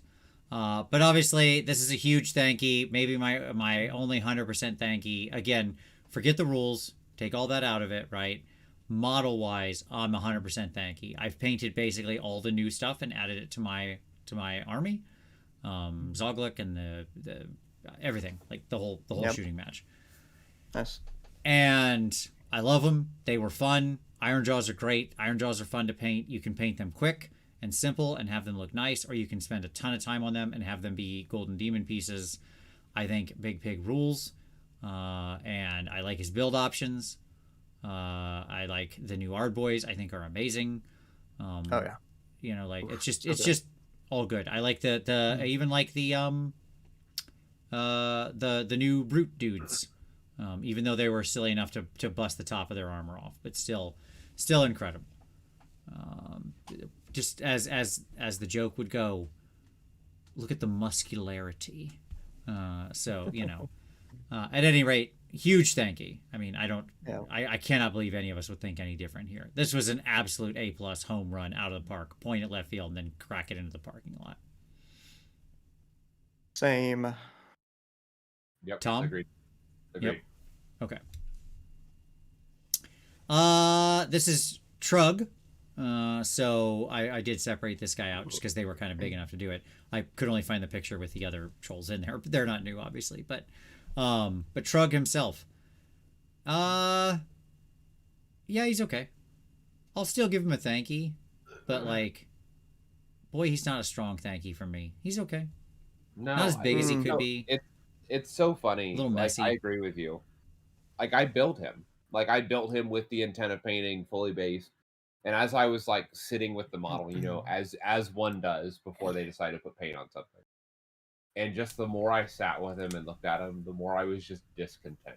Like it felt like I was painting a knockoff Glotkin. That's what it felt like. Sure. Like a Tyler? big blob. Yeah, he's so busy, right? A lot going on there. He don't have a good focal point. His face is weird. Like, yeah. All of that. Yeah, I think you guys covered it. I was looking at this model last night across the table. A couple of friends of mine, table next to me, playing, and his profile just isn't quite what I would think. Right. And that goes with the rules. Yeah. I mentioned this when we did the show, right? He's too cheap. Like he needs to be stronger, better, faster, more. Yeah. And he's not. So yeah. It's the Bloodthirster problem I mentioned earlier. Yep. Yeah. It's not that he's like mispointed. It's that he's not enough for what you would expect. Yeah. Agreed. I'll still give him a thanky, but he's like, boy, is he just across the line. I could see a janky on this guy, and I think it'd be defensible. But I'll give him a thanky, but just barely. He's my weakest thanky of the year, honestly, on the models. Yeah, it's so funny. Like I didn't get there until after I had like built him and was getting ready to put paint on him, and I was like, ugh. Yeah, sure. All right. Ionis, Cryptborn, he hath returned. Ready to rip and tear, baby. I mean, obviously this guy's like a Thanky, like an incredible Thanky. Yeah. This dude rules. He straight rules. Yeah. I saw him in person last week. Yeah, looks great. Love the profile in person. Yeah, no notes. Yeah, exactly. The way the dragon is, up on the rock, the wings being pointed how they are, but still being highly visible. The mace, the super cool bone armor that's like an evolution of his previous armor that he had, right? The look on the dragon's face and the detail on him. Like, everything about this guy, wonderful. I'm glad he's still carrying around his old skull, too. That's nice. So. Yeah. Outstanding. It's got me excited about the Thunderstrike refresh that apparently we're getting next year with Stormcast 4.0. Sure. I mean, what I'll say is this: I love it, except I hate the color that they chose. Like, I don't like the dragon. The red. Yeah. Like, I hate it so much. And oh, sure. But that's just some paint. I mean, like, I get it. It's fine. Yeah. And I know it is, but it still bothers me. I get it. That's fair. But overall, like, gorgeous, beautiful. Again, this would be like my second favorite of the year, honestly. Is Ionis, right behind Big Pig. All right, Belthanos, the talon or fist or claw or something of Kurnoth. I don't know what he is. He's some kind of digit related thing, some hand related thing. First He's thorn the tip of the spear. Thorn. There you go. Tip of the The spear. Thorn of Kurnoth. This guy also freaking rules. I know some people don't like this guy. I do not get it. I love the homage to Orion. I love the leaf cloak. I love the way he's like grown himself onto the bug to hold on but still stand up. Like he's gripping with his like I am Groot tendril toe feet, right? The spear down so he can blow the horn. The bug itself looks really cool and different with its big weird pointy head. Like super creepy, weird Starship Troopers insect. Yeah, I love it. Perfection. Yeah, model of the year for me. Probably number 2 would be Harbinger, and then Big Pig number 3. Okay. I think. Yeah, but yeah, just phenomenal. Tom? Yeah, he's fine. Sylvaneth don't excite me. Sure. Like, and even him, like it's just not something that really grips me. Which is like, that's fine. Yeah, it's all personal taste. I mean, here's what I'll say. For me, there's one of the reasons this guy is such a hit is because my favorite part of Sylvaneth has always been the like very tree people, and the Kurnoth were such an amazing thing when they got introduced. I was so in for Kurnoth, and I just don't like the half elfy people really when it comes down to it. Like I'm here to play big trees, you know. So Kurnoth and tree lords and stuff. not spirit elves.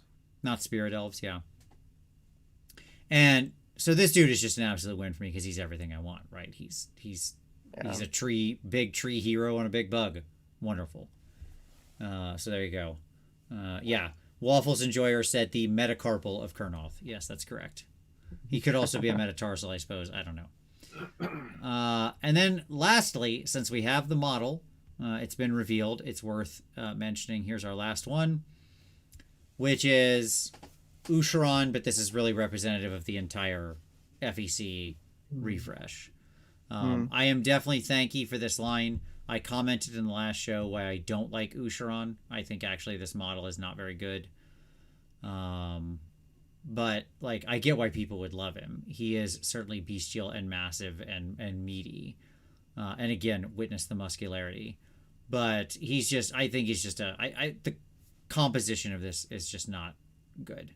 Like he's way too hunched. He's way too hidden. He's hiding. The entire front half of his body is completely in shadow. You're like most of the time you're looking at this model from back and above, right? Because that's how you're going to tend to be looking at your own model. And all you're looking at is a giant pile of fur that looks like a Furby or a Tribble or something like that, a critter on the table. That's my issue with this dude. That being said, I'm still super thanky for the whole FEC line. I think the Gore Warden looks amazing. I think the new Bat Rider Cavalry is absolutely incredible. Like, incredible. So, yeah. Yeah. Well said. Yeah, thank you. Yep, I'm buying an entire new army next month apparently too. There you go. And that brings us to the end. There you go. So overall, rules-wise, it was a jankier year, but model-wise, it was an incredibly thanky year. And even narrative-wise, I think it was a thanky year. You know, we all were very positive of the Dawnbringers books. I think that introduced a lot of good stuff. I think the year was just really colored by several way overpowered bent book releases, Battletomes, that just like dominated the year as far as being broken and needing multiple rein-ins. One thing I will end here on is saying that I am greatly thankful and super thanky for Battle Scroll and the work of like Matt and bringing in and correcting the ecosystem. We are getting changes and corrections and stuff like that incredibly quickly and responsively. And I think that's wonderful because those things that are oppressive don't last that long for the most part. At the same time, they've been conservative and just moving things in a gentle way to make sure that they don't completely ruin somebody's day, week, month, year with their army. Sure. They're trying to make the most minimal adjustments possible to affect change, which I respect. Right? Yeah. So huge thank you on that one. Like, we have a much healthier ecosystem despite the janky tomes, and that's completely because of Battle Scroll. Completely. I'm really hoping this is. I mean, it's not going to be the last year. We're going to have another period at some point in the future, probably, where it's this bad. But this was bad this year, in my opinion. This was really terrible as far as so many of these Battletomes. Slowed down my play of AOS. Like, I looked at it and it was like, not all. And I mean, you can make comparisons, you know, like where were we previously? Maybe it was the Flesh Eater Courts and Slanesh period was the last time it was this bad. There was that. Anyway, without going through that history, I still have a hard time understanding what exactly happened. How we, thankfully, as you just laid out, we did have a process that eventually got put in place, Battle Scrolls, etc., to address a lot of these things. Now it took too long. I mean, we're in a pretty good place now. We have a few issues that are out there, but we're in a pretty damn good place right now. I think it took a little too long for us to get there, but so I don't know why this happened, but God, I hope it never happens again, or certainly not for a long time, because it was just a true mess. So unfortunately, but very thankful for everything that you just said is spot on in terms of the back end and improving. Absolutely. All right, with that, we come to a close. I'll tell you, as always, though, you know, Tyler, you know, Tom, you know what I'm really thanky for?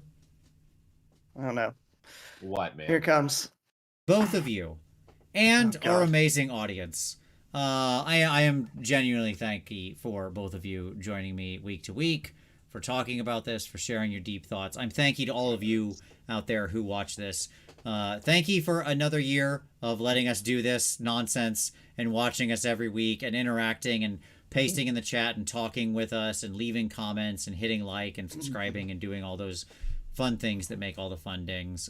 I am greatly thanky every day that I'm able to like, you know, I don't do this for a living, but that I'm able to do this and people watch it. It is a blessing and a gift, and all of you out there are, I feel, much the same about. So I am genuinely thanky for my friends in this hobby, for both of you, and for all of you out there watching. So there you go. He's being sincere and earnest, Tom. I'm getting very uncomfortable. Yeah, I mean, that's legitimate. The robot's not supposed to go in that direction. He only does it once a year. It's once a year. Okay, all right, that's fine. Okay. Yeah, you get it right now. This is it. That's right. So thank you both so much. I really appreciate it. My life would be a lot more empty if I didn't have this time to spend with either and both of you once a week. I really mean that. So I can't wait to see you two soon. Well, I guess so. What, April? Yeah, like 3-4 months. Like we'll all be hanging out. Yeah, it'll be good. Oh, AdeptCon? Are we doing yeah, Adepticon? Adepticon will be the next sync up, and yeah, absolutely. Well, so Okay, Adepticon, I may not be at Adepticon. I work, like I travel that Boo. week. So if I do, I can only come in for the weekend, which is the team's event, and I don't have a team yet. So Well, you should absolutely come in because you'll be in the town. So there you go. no, I'll be in Pennsylvania. Oh, okay, got it. Yeah. Well, either way, we'll figure it all out. Thank you, everybody, for watching. We really appreciate it. Thank you to both of you. And as always, we'll see you next Wednesday.